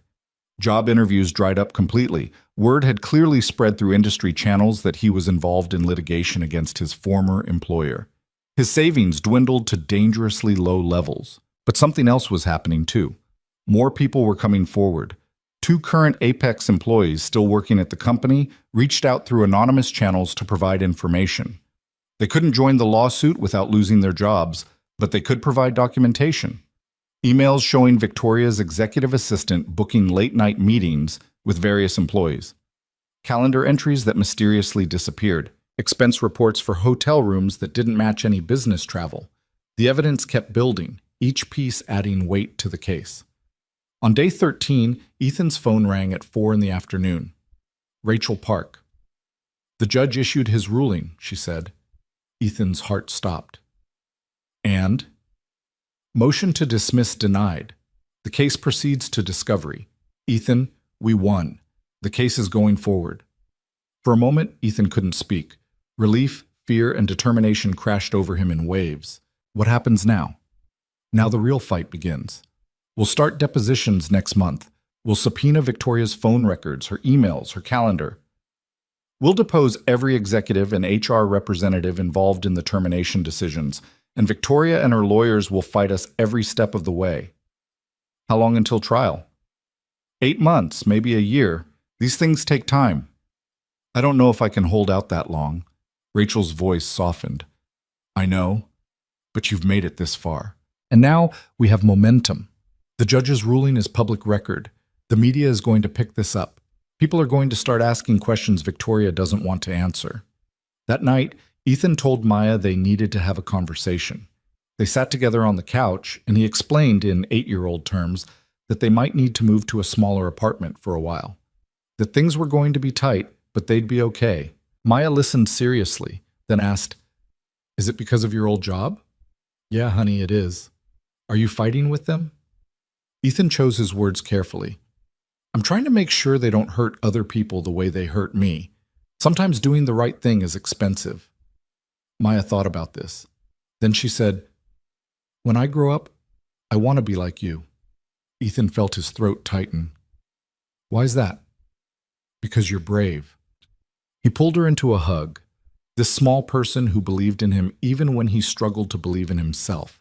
And in that moment, Ethan knew he'd made the right choice, even if it cost him everything. The news broke 3 days after Judge Morrison's ruling. Ethan was sitting in a McDonald's parking lot sharing chicken nuggets with Maya after picking her up from school, when David called. Turn on the news, any channel, right now.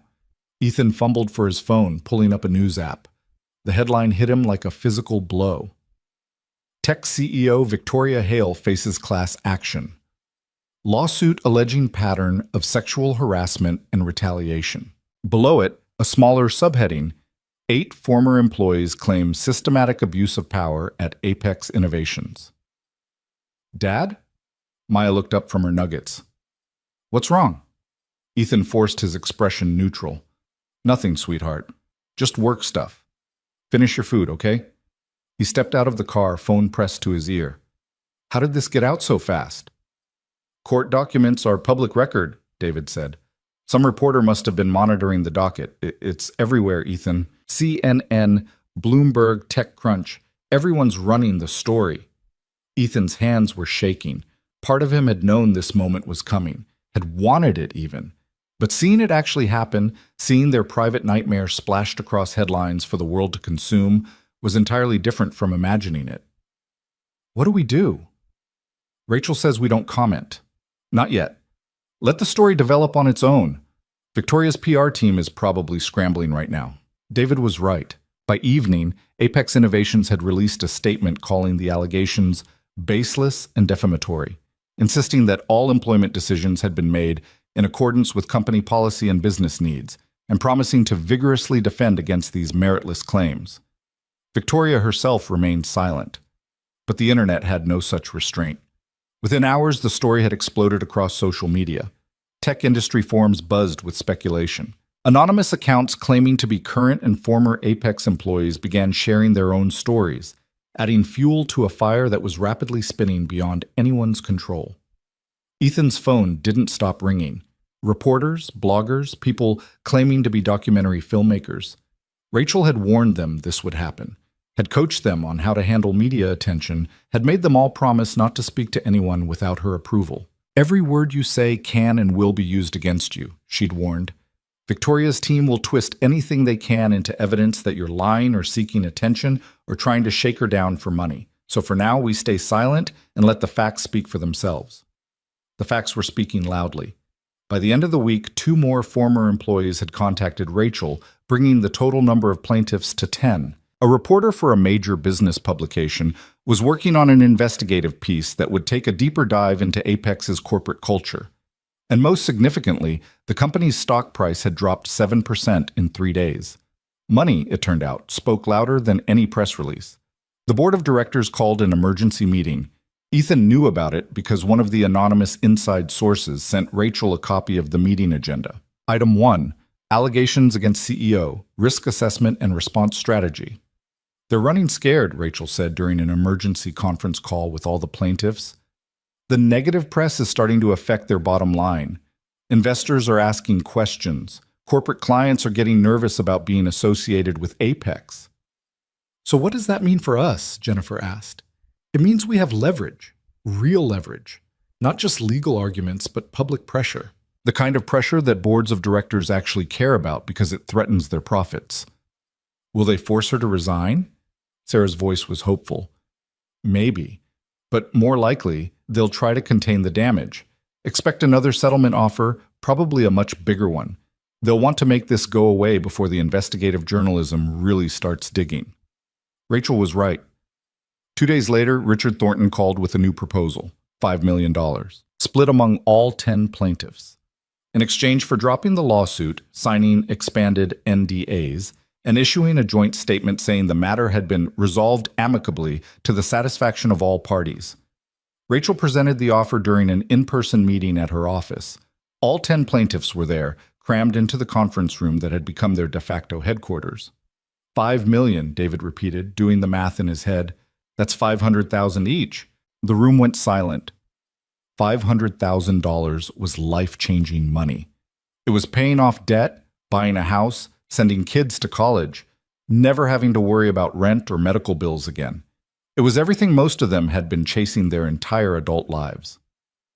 There's a catch, Rachel said. Beyond the NDAs, they want you to sign affidavits stating that Victoria never engaged in any inappropriate conduct, that all employment decisions were made for legitimate business reasons, and that you initiated this lawsuit based on misunderstandings that have since been resolved.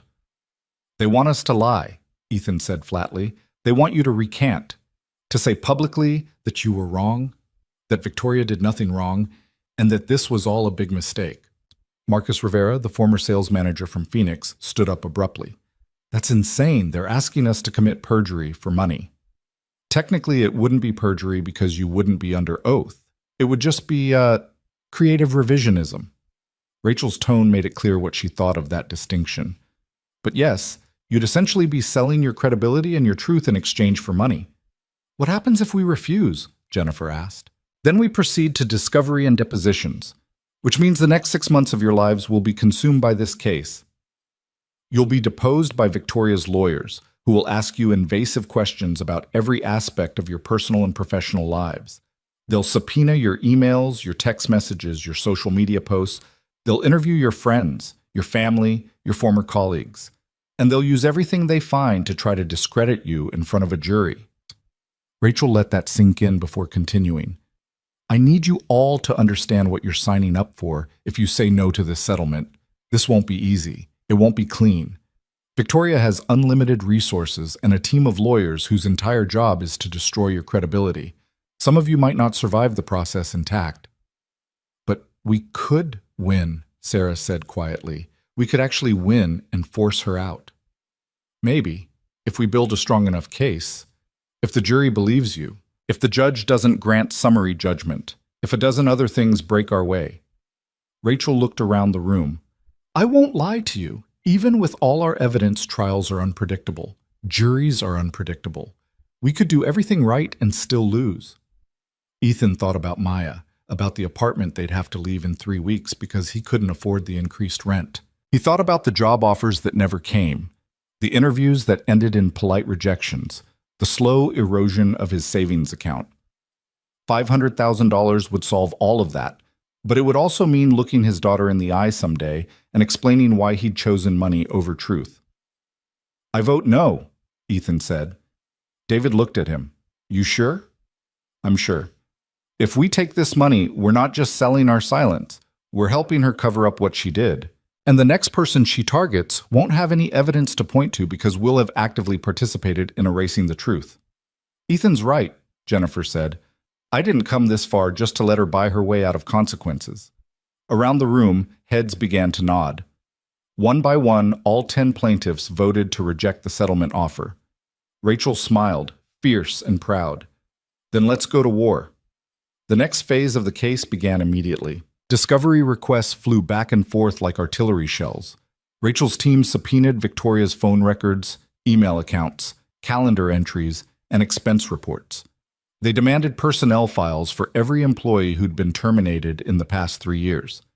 They requested copies of all HR complaints, all performance reviews, all documentation related to the plaintiff's employment. Victoria's lawyers fought everything. They filed motion after motion claiming the requests were overly broad, irrelevant, privileged, or burdensome. They tried to limit the scope of discovery, to prevent Rachel from accessing certain documents, to delay depositions. Judge Morrison, to his credit, wasn't having it. Counselor, he told Richard Thornton during one particularly contentious hearing, your client is accused of a pattern of harassment spanning multiple years and involving multiple employees. Discovery is going to be extensive. If you have evidence that would refute these allegations, I suggest you produce it.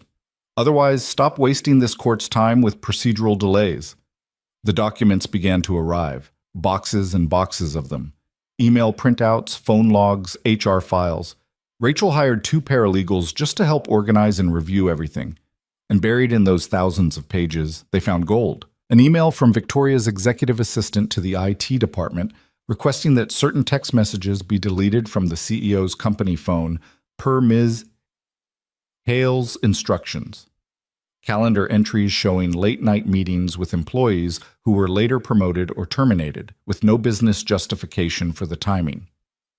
An HR memo expressing concern about irregular employment decisions that may expose the company to legal liability, which had been sent to Victoria and promptly ignored. Most damning of all, a recorded conversation between Victoria and her head of HR, discussing how to manage the optics of firing employees who had failed to demonstrate appropriate team spirit.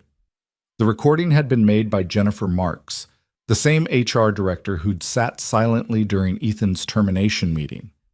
Apparently, she'd started documenting things after becoming uncomfortable with what she was being asked to do. She'd quit Apex 2 months ago and had been waiting for the right moment to come forward. This is it, Rachel said, playing the recording for the 10th time in her office. This is the smoking gun. Victoria's voice came through clearly. I don't care what excuse you use, performance issues, cultural fit, reorganization. Just make sure they're gone by the end of the week and that the severance agreements include ironclad NDAs. Jennifer Marks's voice, tentative. Ms. Hale, if there are patterns in these terminations, it could create legal exposure. If multiple people we've let go all share certain characteristics, they share one characteristic. They weren't smart enough to understand how things work here. Now handle it. The recording ended. Ethan sat back in his chair, feeling something shift inside his chest. For months, he'd been running on faith and stubbornness, believing they were right, but never quite certain they could prove it. Now, he was certain. "When do we depose her?" David asked. 3 weeks? I've scheduled Victoria's deposition for June 15th. It'll be in a conference room at her attorney's office, and it'll probably last several days. Rachel's eyes glinted. I'm very much looking forward to it. The depositions of lower-level employees came first. HR representatives who'd processed terminations, managers who'd made the firing decisions, Victoria's executive assistant, who tried very hard to remember nothing and ended up contradicting herself 17 times in 4 hours. Each deposition added another piece to the puzzle Rachel was assembling, but the real showdown was coming. June 15th arrived with oppressive summer heat. Ethan, dressed in his suit despite the temperature, meeting David and Rachel outside the gleaming downtown office building that housed Thornton and Associates. "Remember," Rachel said as they rode the elevator to the 32nd floor, "you're here to observe, not participate. Don't react to anything Victoria says. Don't make faces. Don't shake your head. Don't give her lawyers anything they can use to claim you're biased or emotional." The conference room was enormous, with floor-to-ceiling windows overlooking the city and a table that could seat 20 people. A court reporter sat at one end, fingers poised over a stenography machine. 2 video cameras were positioned to capture everything from multiple angles, and at the center of it all sat Victoria Hale. She wore a navy suit that probably cost more than Ethan's car, her hair pulled back severely, her expression one of polite boredom. When Ethan entered, she didn't even glance in his direction. Richard Thornton and 2 associate attorneys flanked her. They had matching legal pads, matching pens, and matching expressions of barely concealed contempt. "Shall we begin?" Rachel said pleasantly. The court reporter swore Victoria in. The cameras started recording, and Rachel went to work. She started gently, establishing basic facts: Victoria's role at the company, her responsibilities, the corporate structure, how employment decisions were made. Victoria answered in carefully modulated tones, giving nothing away. Then Rachel shifted gears. "Ms. Hale, do you personally know the plaintiffs in this case?" "I'm aware of them as former employees." "Have you ever communicated with them directly?" "In the normal course of business, possibly." "What about outside normal business hours?" Victoria's eyes narrowed slightly. "I'm not sure what you mean." Rachel pulled out a printed document. "Let me refresh your recollection. On March 8th of this year at 11:47 p.m., did you send a text message to Ethan Cole?" "I don't recall." "You don't recall sending a text message to an employee at midnight?" "I communicate with many people at various times. I don't memorize every message." Rachel slid the printed text message across the table. "Does this refresh your memory?" Victoria glanced at it. "I'd need to verify the authenticity of that document." "It came from your phone number. Are you saying someone else had access to your personal phone?" "I'm saying I don't recall this specific message." The message reads, "See what you could have had." Do you often send messages like that to subordinate employees? "I'm not confirming I sent that message." "But you're not denying it either." Thornton cut in. Objection. Argumentative. Rachel didn't miss a beat. "Ms. Hale, have you ever sent personal photographs to employees?" "No." "Never?" "Not that I recall." "So if I showed you evidence that you sent intimate photographs to 8 different employees, you would say that evidence was fabricated?" "I would say I have no memory of doing so." The dance continued for hours. Victoria deflected, claiming not to remember, refusing to confirm or deny, hiding behind carefully worded non-answers that her lawyers had obviously coached her to give. But Rachel was patient. She circled back, asked the same questions in different ways, introduced document after document that slowly built a cage around Victoria's denials. By hour 3, cracks were starting to show.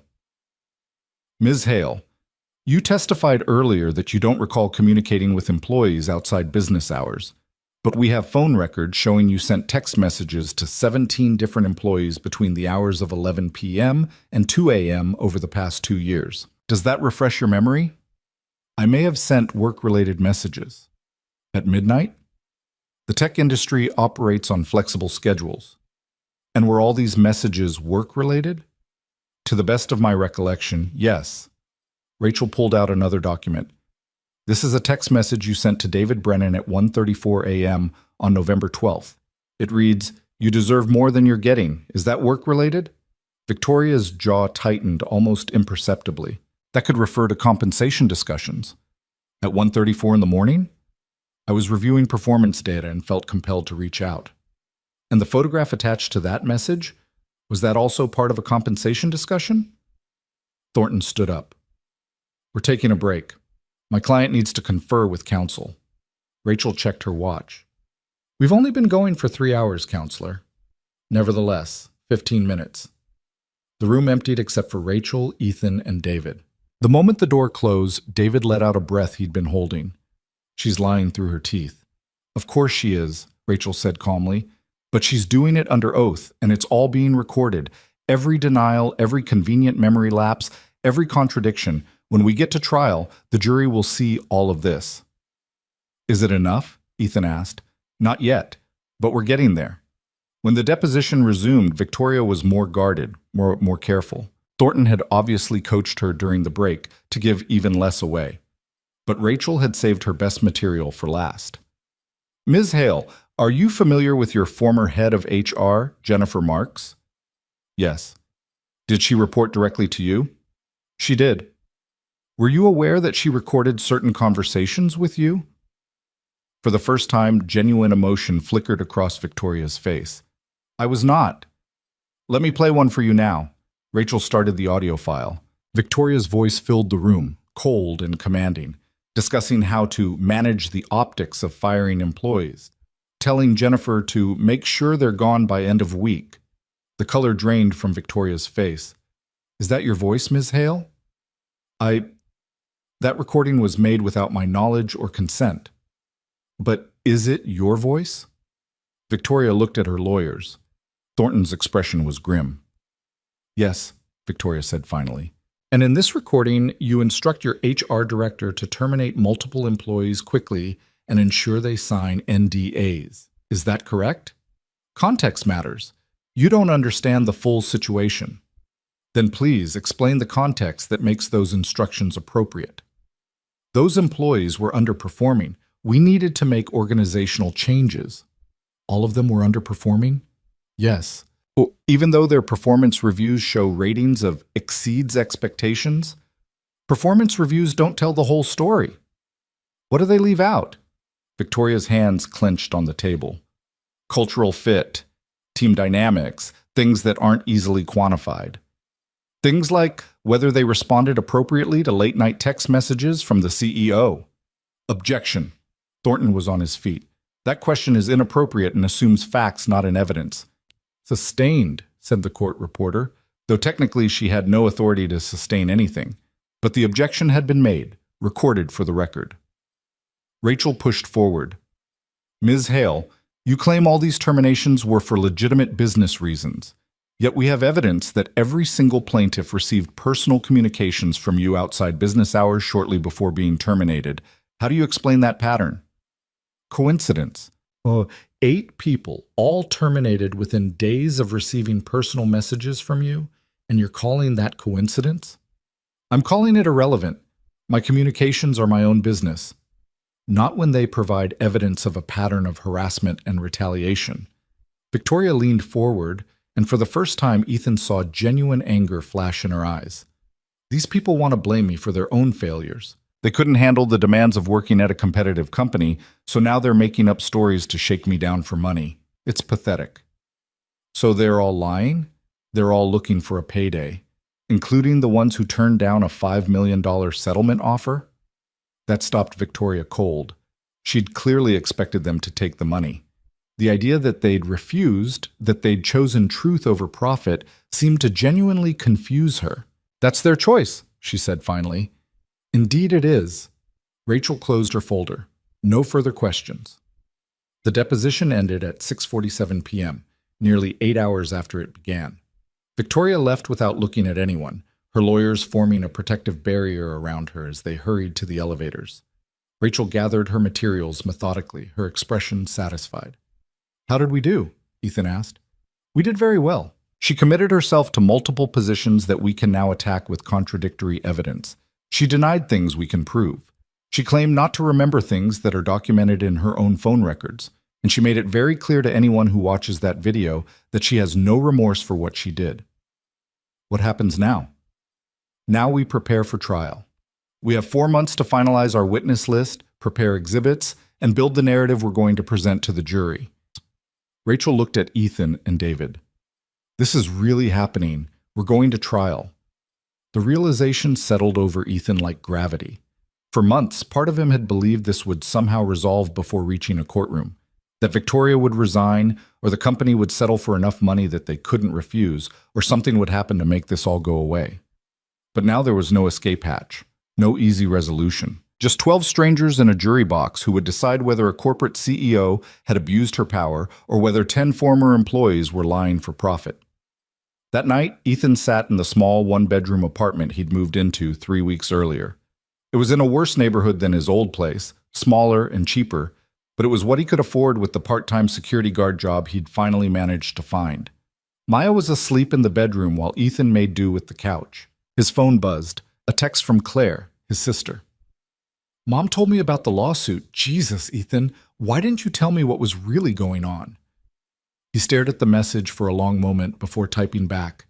Didn't want you to worry. I'm handling it. By suing your former CEO and living in a shoebox with your daughter, that's handling it? I made a choice. I can live with the consequences. What about Maya? What happens if you lose? That was the question that kept Ethan awake most nights. Then I lose, he typed, but at least I'll have tried.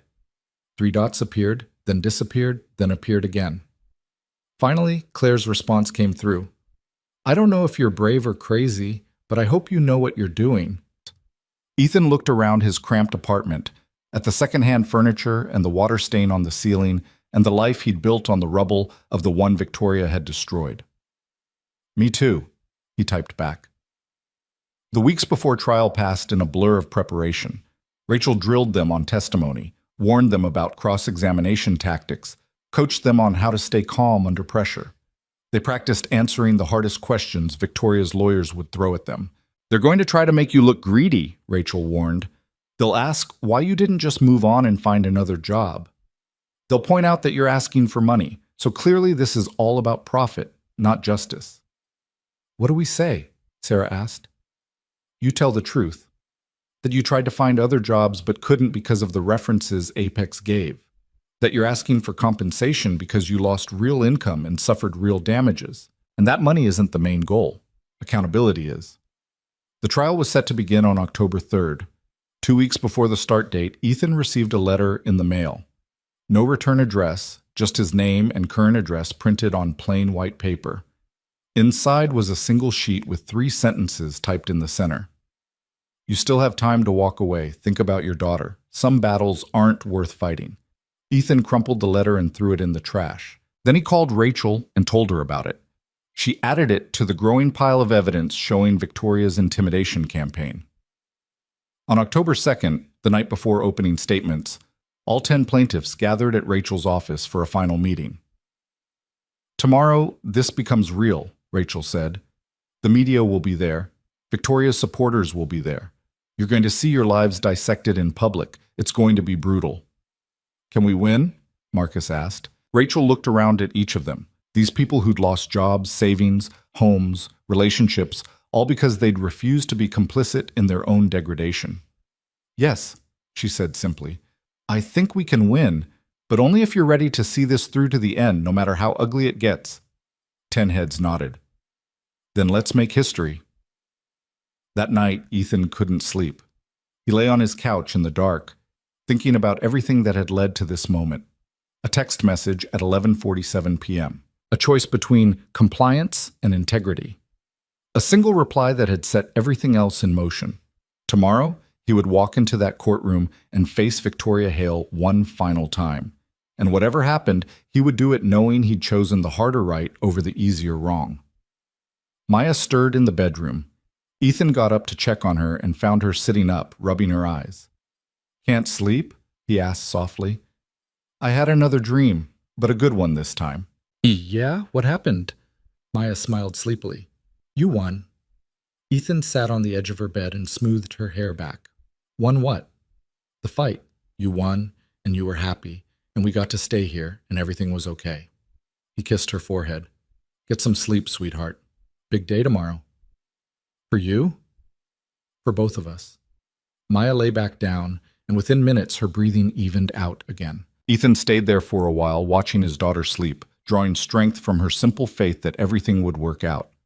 Then he went back to the couch and finally managed to close his eyes, ready to face whatever tomorrow would bring. The courthouse steps were crowded with reporters when Ethan arrived at 7:30 the next morning. Cameras tracked his movement from the moment he stepped out of David's car, microphones thrust forward like weapons as voices shouted questions he'd been instructed not to answer. Rachel met them at the entrance, her expression calm but her eyes sharp with focus. Ignore them, she said quietly. Head down, keep moving, don't engage. Inside, the courtroom was already filling up. Ethan recognized faces from the media, tech industry bloggers, people who'd followed the case from the beginning. In the back row sat several current Apex employees who'd taken personal days to watch the proceedings, their presence a silent show of support that meant more than Ethan could articulate. Victoria Hale was already seated at the defense table, flanked by Richard Thornton and 3 associate attorneys. She wore a charcoal gray suit and an expression of supreme confidence, as if this entire proceeding was merely an inconvenience she'd soon put behind her. The bailiff called the court to order. Judge Morrison entered, and everyone rose. Please be seated. We're here in the matter of Cole versus Apex Innovations and Victoria Hale. Are both parties ready to proceed with opening statements? Ready, Your Honor, Rachel said. Ready, Your Honor, Thornton echoed. Ms. Park, you may begin. Rachel stood and walked to the jury box. She didn't carry notes. She simply looked at the 12 faces staring back at her. 6 men, 6 women, ranging in age from 23 to 67, and began to speak. Members of the jury, this case is about power.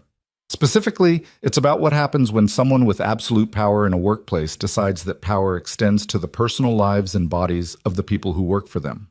She gestured toward the plaintiff's table, where Ethan sat with David, Jennifer, Sarah, and the others. These 10 people worked for Apex Innovations, a successful tech company. They were good employees. Their performance reviews prove it. Their work product proves it. Their colleagues will testify to it. They should have had long, successful careers, but they didn't, because they all made the same mistake. Rachel paused, letting the silence build. They said no to Victoria Hale. She turned to look at Victoria, who met her gaze without flinching. The defendant will tell you that these terminations were business decisions, that these people were let go for performance issues, cultural fit, reorganization. But the evidence will show a different story. You're going to see text messages sent late at night from the CEO to subordinate employees. Messages that were sexual in nature, messages accompanied by explicit photographs. And you're going to see that every single person who rejected those advances was fired within days. Rachel walked along the jury box, making eye contact with each juror. This isn't a case about he said, she said. This is a case about patterns, about power, about a CEO who believed she was untouchable and a system that protected her until these brave people decided to speak up.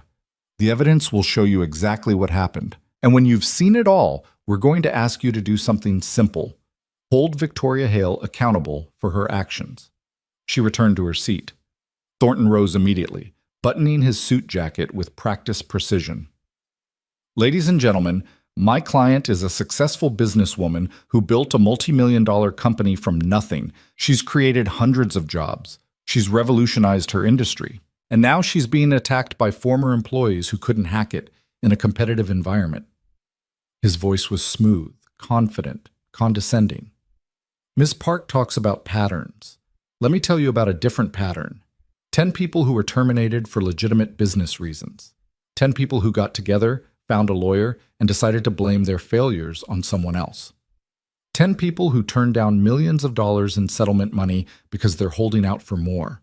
Thornton gestured dismissively toward the plaintiffs. You're going to hear a lot of accusations, but accusations aren't evidence. When you actually examine the facts, not the spin, not the narrative, but the actual facts, you'll see that these terminations were justified. You'll see performance issues. You'll see documented problems. You'll see a CEO making tough but necessary business decisions. He leaned against the jury box, adopting a conversational tone. Here's what really happened. These people sent inappropriate messages to themselves, or they misinterpreted innocent communications, or they're flat out lying because they see an opportunity to get rich by destroying a successful woman's reputation, and they're counting on you to believe their story without questioning it. Thornton straightened. But I know you're smarter than that. I know you'll look at the evidence objectively, and when you do, you'll see this case for what it really is, a shakedown, pure and simple. Thank you. He sat down. Judge Morrison looked at Rachel. Call your first witness. The plaintiffs call Ethan Cole. Ethan's legs felt unsteady as he walked to the witness stand. The bailiff swore him in, and he sat down, acutely aware of every eye in the courtroom focused on him. Rachel approached with a gentle smile. Good morning, Mr. Cole. Can you tell the jury a little about yourself? Ethan took a breath. I'm a single father. I have an 8-year-old daughter named Maya. I worked at Apex Innovations for 2 years in operations management before I was terminated. Can you describe what your job entailed? I managed vendor relationships, optimized supply chains, handled contract negotiations. It was challenging work, but I was good at it. How do you know you were good at it? My performance reviews were consistently high. I received 2 raises in 2 years. My manager told me I was on track for a promotion. Rachel pulled out a document. Is this your last performance review from Apex? Yes. Can you read the overall rating for the jury? Exceeds expectations in all categories. When was this review completed? 3 weeks before I was fired. Rachel let that sink in before continuing. Mr. Cole, on the night of March 8th, did you receive a text message from Victoria Hale? Yes. What time? 11:47 p.m. What did the message say? Ethan recited it from memory. See what you could have had. Was there anything attached to that message? Yes, a photograph. Can you describe the photograph? Ethan did, keeping his voice steady, his description clinical. He watched several jurors' expressions change from neutral to uncomfortable. How did you respond to this message? I told her it was inappropriate and that I wasn't interested. I asked her not to contact me like that again. Did she respond? No, there was no reply. What happened the next morning? I was called into a meeting with Ms. Hale and the head of HR. They told me I was fired. Did they give you a reason? They said my position was being eliminated due to restructuring.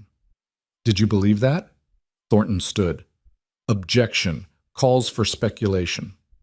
Sustained. Rachel adjusted. Based on your performance review 3 weeks earlier and your manager's statements about your trajectory, were you expecting to be terminated?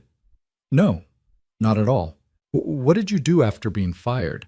I tried to find another job, but every interview ended badly once they called Apex for a reference.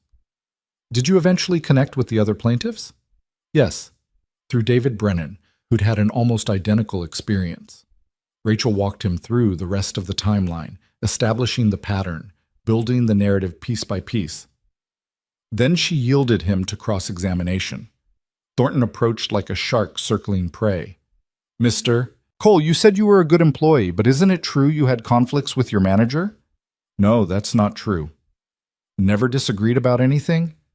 We had normal work discussions, but nothing I'd call conflicts. You claim Ms. Hale sent you an inappropriate message, but isn't it possible you misinterpreted something innocent? There's no innocent interpretation of that photograph. Or maybe you sent it to yourself to create evidence for this lawsuit. Ethan felt anger flare. That's ridiculous. Is it? You're asking for millions of dollars in damages. That's quite a payday for someone who can't find work. I can't find work because your client destroyed my reputation. Or because you're not as good at your job as you claim. Rachel stood. Objection. Argumentative and badgering the witness. Sustained. Mr. Thornton, ask questions. Don't make speeches. Thornton smiled thinly. No further questions. The trial continued for 2 weeks. Each plaintiff testified, telling their story, facing brutal cross-examination designed to shred their credibility. Jennifer Kwan broke down crying on the stand when Thornton suggested she'd invented her claims for attention. David Brennan barely controlled his anger when questioned about his financial desperation, but they all held their ground. Rachel called expert witnesses who testified about patterns in employment data, about the statistical impossibility of 10 terminations all being coincidental, about corporate culture and power dynamics. The defense called HR representatives who testified that all decisions were made according to policy. They called managers who claimed the plaintiffs had performance issues that weren't documented, but were known within the team. They called a psychiatrist who suggested that people in financial distress sometimes develop false memories. It was exhausting, brutal, and deeply personal. But the evidence kept mounting. The text messages, the phone records, the termination timeline, Jennifer Marks's recordings, the emails showing attempted cover-ups. And then, on day 9 of the trial, Rachel called Victoria Hale to the stand. The courtroom went silent as Victoria walked to the witness stand. She was sworn in, settled into her seat, and looked at Rachel with an expression of bored contempt. Ms. Hale, you've heard the testimony of 10 former employees claiming you sent them inappropriate messages and then fired them for rejecting your advances. Is their testimony truthful? No? So they're all lying? They're either lying or confused. 10 people, all confused in exactly the same way?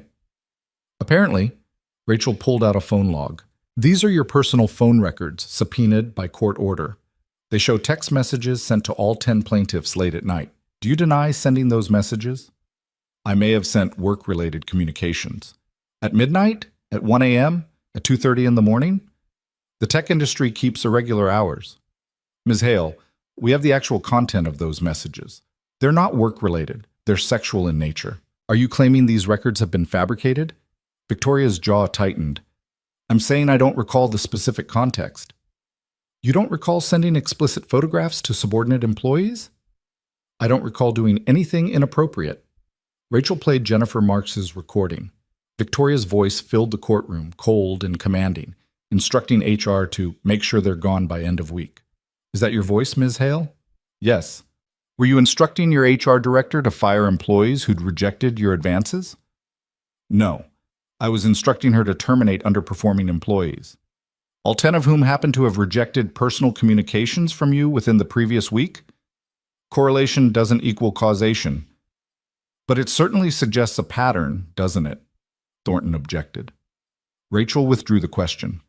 The cross-examination continued for 6 hours across 2 days. Victoria never broke, never admitted wrongdoing, never showed remorse. She deflected, denied, and dismissed every accusation with the same cold certainty. And in doing so, she made the jury hate her.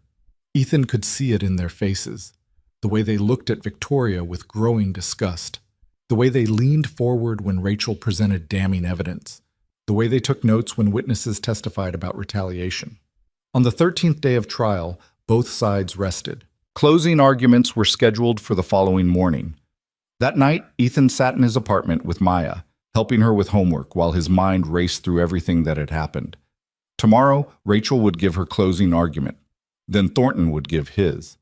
Then 12 strangers would decide whether Victoria Hale had abused her power or whether 10 people had conspired to lie for money. Dad? Maya looked up from her math worksheet. You seem nervous.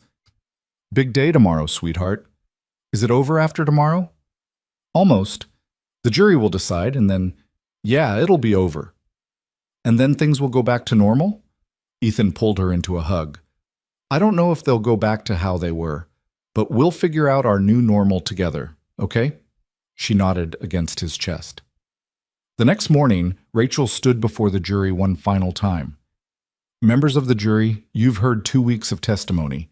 You've seen the evidence. You've heard from the plaintiffs, from witnesses, from experts, and you've heard from Victoria Hale herself. She paused. The defense wants you to believe that 10 people conspired to lie, that they manufactured evidence, that they're all just greedy opportunists. But ask yourselves, does that make sense? These people turned down millions of dollars in settlement money. They've endured public scrutiny, character assassination, and financial ruin. Why would they do that if they were lying? Rachel walked along the jury box. The answer is simple. They're not lying. They're telling the truth about a powerful person who believed she could do whatever she wanted without consequences, who believed that money and lawyers and intimidation would silence anyone who dared to speak up. She stopped, looking directly at the jury. You have the power to prove her wrong. You have the power to say that no one, no matter how wealthy, no matter how powerful, is above the law. The evidence is clear. The pattern is undeniable. Victoria Hale harassed these employees and retaliated against them when they refused her advances. Now it's time to hold her accountable. Rachel returned to her seat. Thornton gave his closing argument, painting the plaintiffs as opportunists and defending Victoria as a victim of a coordinated attack. He was eloquent, passionate, and utterly unconvincing after 2 weeks of damning evidence. Judge Morrison gave the jury their instructions and sent them to deliberate. And then there was nothing to do but wait. The jury deliberated for 3 days. Ethan spent those days in a state of suspended animation, unable to focus on anything, jumping every time his phone buzzed. David paced Rachel's office like a caged animal. Sarah stress-cleaned her apartment 3 times. On the afternoon of the 3rd day, the call came. Jury's reached a verdict, Rachel said. Everyone get to the courthouse. Now. 20 minutes later, they were all back in the courtroom. The gallery was packed, the media section overflowing. Victoria sat at the defense table, her expression unreadable. The jury filed in. None of them looked at Victoria. That, Rachel had told them, was a good sign. Judge Morrison addressed the jury foreperson. Has the jury reached a verdict? We have, Your Honor. Please hand the verdict forms to the bailiff. The bailiff carried several sheets of paper to the judge, who reviewed them silently before handing them back. The defendant will rise. Victoria stood, Thornton beside her. On the question of whether the defendant, Victoria Hale, engaged in a pattern of sexual harassment against the plaintiffs, how do you find? We find in favor of the plaintiffs. Ethan felt his heart stop. On the question of whether the defendant retaliated against the plaintiffs for rejecting unwanted sexual advances, how do you find? We find in favor of the plaintiffs. Victoria's face went pale. On the question of damages, what amount does the jury award to each plaintiff for lost wages and emotional distress? $850,000 per plaintiff. Gasps rippled through the courtroom. On the question of punitive damages, what amount does the jury award? $20 million to be split equally among all plaintiffs. The courtroom erupted. Judge Morrison banged his gavel repeatedly. Order! I will have order! But Ethan barely heard it. He was staring at the jury, at these 12 people who'd believed them, who'd seen through Victoria's lies and power and money to the truth underneath. They'd won. Actually won. Victoria remained standing, her face a mask of shock and fury. Thornton was already whispering urgently in her ear, probably discussing appeals. But right now, in this moment, justice had been served. Judge Morrison addressed Victoria directly. Ms. Hale, the jury has found against you on all counts. In addition to the monetary damages, I'm ordering injunctive relief requiring Apex Innovations to implement comprehensive anti-harassment policies and independent oversight. Furthermore, I'm referring this matter to the appropriate authorities for potential criminal investigation. Victoria's lawyer immediately stood. Your Honor, we intend to file an appeal. You're certainly entitled to do that, Counselor. But for now, this verdict stands. This court is adjourned. The gavel came down one final time. Ethan turned to find David grabbing him in a fierce hug, both of them laughing and crying simultaneously. Jennifer was sobbing with relief. Sarah was shaking her head in disbelief. Marcus was pumping his fist in the air. Rachel simply smiled, quietly satisfied. Outside the courthouse, they were mobbed by reporters. This time, Rachel gave them permission to speak. Ethan stepped up to the microphones, David beside him. We didn't do this for money, Ethan said, his voice steady. We did this because someone needed to stand up and say that this kind of behavior is wrong, that powerful people don't get to abuse their employees without consequences. We did this so the next person who receives a message like we did knows they don't have to stay silent. A reporter shouted, What do you want to say to Victoria Hale? Ethan thought for a moment. I hope she learned something from this. I hope she understands that integrity isn't weakness and that people who stand up for themselves aren't enemies. But mostly, I hope she never gets the chance to do this to anyone else again. The news cycle exploded. The verdict was the lead story on every major outlet. Social media erupted with discussions about corporate power, sexual harassment, and accountability. 2 days after the verdict, the Apex Innovations Board of Directors held an emergency meeting. The results were announced in a terse press release. Victoria Hale had been removed as CEO, effective immediately. An independent investigation would be conducted into the company's workplace culture. Reforms would be implemented. Victoria herself disappeared from public view, her lawyers filing appeals that everyone knew were doomed to fail. The money from the judgment began to arrive in installments. Ethan's share, after legal fees, was substantial enough to change his life completely. But more important than the money was what happened 3 weeks after the verdict. Ethan received a job offer from a mid-sized tech company he'd interviewed with months earlier. The hiring manager had followed the trial and had been impressed by Ethan's courage. "We need people with integrity," the manager said. "People who'll do the right thing even when it costs them. That's who you are. That's who we want on our team." The salary was better than what he'd made at Apex. The hours were reasonable. The culture was healthy. Ethan accepted immediately. 6 months after the trial ended, Ethan and Maya moved into a new apartment in a better neighborhood. It had 2 bedrooms, a small balcony, and was close enough to Maya's school that she could walk there on nice days. On moving day, as Ethan unpacked boxes in his daughter's new room, Maya held up the stuffed rabbit that had been with her through everything. "Mr. Hops likes it here," she announced. "Yeah, how can you tell?" "He says it feels like home." Ethan smiled. "I think he's right." That evening, after Maya was asleep in her new room, Ethan sat on the balcony and looked out at the city lights. His phone buzzed with a text from David. "Coffee shop on 7th, tomorrow at noon. There's someone you should meet." The next day, Ethan walked into the familiar coffee shop where this had all begun. David was there, along with a young woman Ethan didn't recognize. "Ethan, this is Amanda Chen. She worked at Apex until last week." Amanda looked nervous but determined. "I received a message last month from the new CEO. It was similar to what you described in the trial." Ethan felt his stomach drop. "The new CEO is doing the same thing?" "Not exactly the same, more subtle. But the pattern is there." Amanda pulled out her phone. "I recorded a conversation with HR about it. They told me to keep quiet or I'd be terminated for creating a hostile work environment." She looked between Ethan and David. "I need help, and I heard you two are the people who know how to fight back." Ethan glanced at David, who nodded slightly. Then he looked back at Amanda and said the only thing he could say. "Tell us everything." Because that was the real victory, Ethan realized. Not the money, not the verdict, not even Victoria's downfall. The real victory was proving that standing up to power was possible, that silence could be broken, that accountability could be demanded, and that when people chose courage over comfort, truth over convenience, integrity over survival, they changed the world, one brave decision at a time. Later that night, after meeting with Amanda and connecting her with Rachel, Ethan returned home to find Maya coloring at the kitchen table. "How was your day?" she asked without looking up. "Interesting," Ethan said, settling into a chair beside her.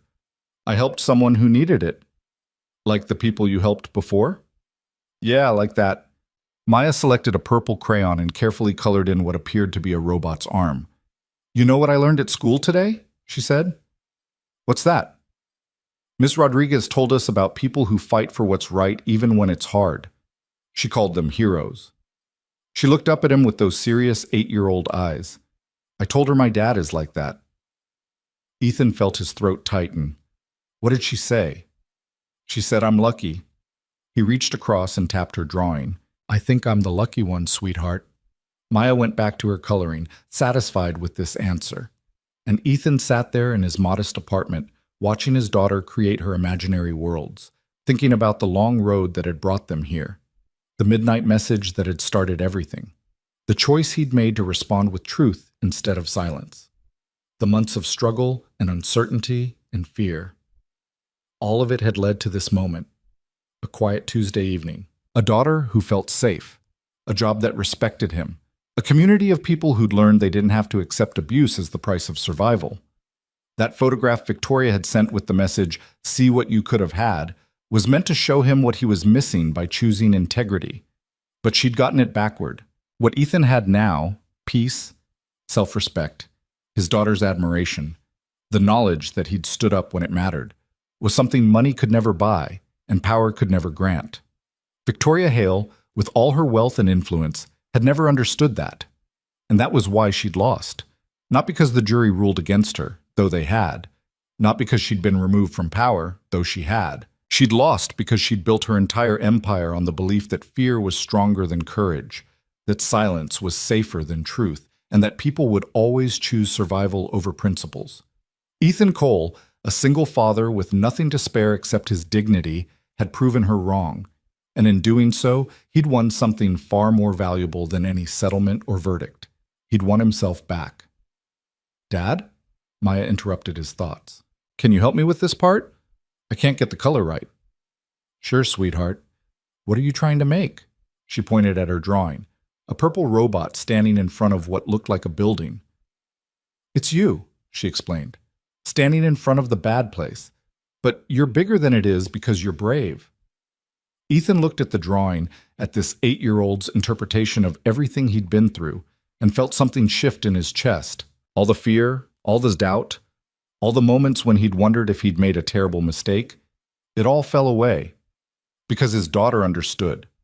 Not the legal complexity or the corporate machinations or the financial stakes. She understood the only thing that really mattered. Her father had faced something scary, and he hadn't backed down.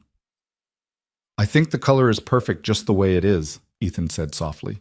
Maya beamed at him and went back to her creation. Outside, the city continued its endless rhythm. Somewhere out there, Amanda Chen was probably sitting in her own apartment, wondering if she'd made the right choice by coming forward. Somewhere, Victoria Hale was probably plotting her comeback, convinced that this was just a temporary setback. And somewhere, there were other people receiving messages they didn't ask for, facing choices they shouldn't have to make, wondering if speaking up was worth the cost. But now they had an answer. 10 people had stood up. 10 people had refused to be silent. 10 people had chosen the harder path. And they had won. Not perfectly. Not without cost. But they had won. And that victory, Ethan knew, would ripple outward in ways they couldn't yet measure. Every person who heard their story would know that fighting back was possible. Every victim of workplace harassment would know they didn't have to suffer in silence. Every powerful person who thought they were untouchable would have to think twice. That was the real legacy. Not the verdict or the money or the headlines. The legacy was hope. Hope that integrity still mattered. That courage could triumph over fear. That ordinary people could hold extraordinary power accountable. Ethan looked at his daughter, safe and happy in their modest home, and felt a peace he hadn't known in years. The midnight message had been meant to destroy him. Instead, it had forged him into something stronger, and he would spend the rest of his life making sure that strength was used to protect others who found themselves facing the same impossible choice he'd faced. Because sometimes the greatest victory isn't a promotion or a settlement or even a jury verdict. Sometimes it's simply refusing to compromise who you are, even when the entire world is telling you to. Sometimes it's being the kind of person your child can be proud of. And sometimes that's everything.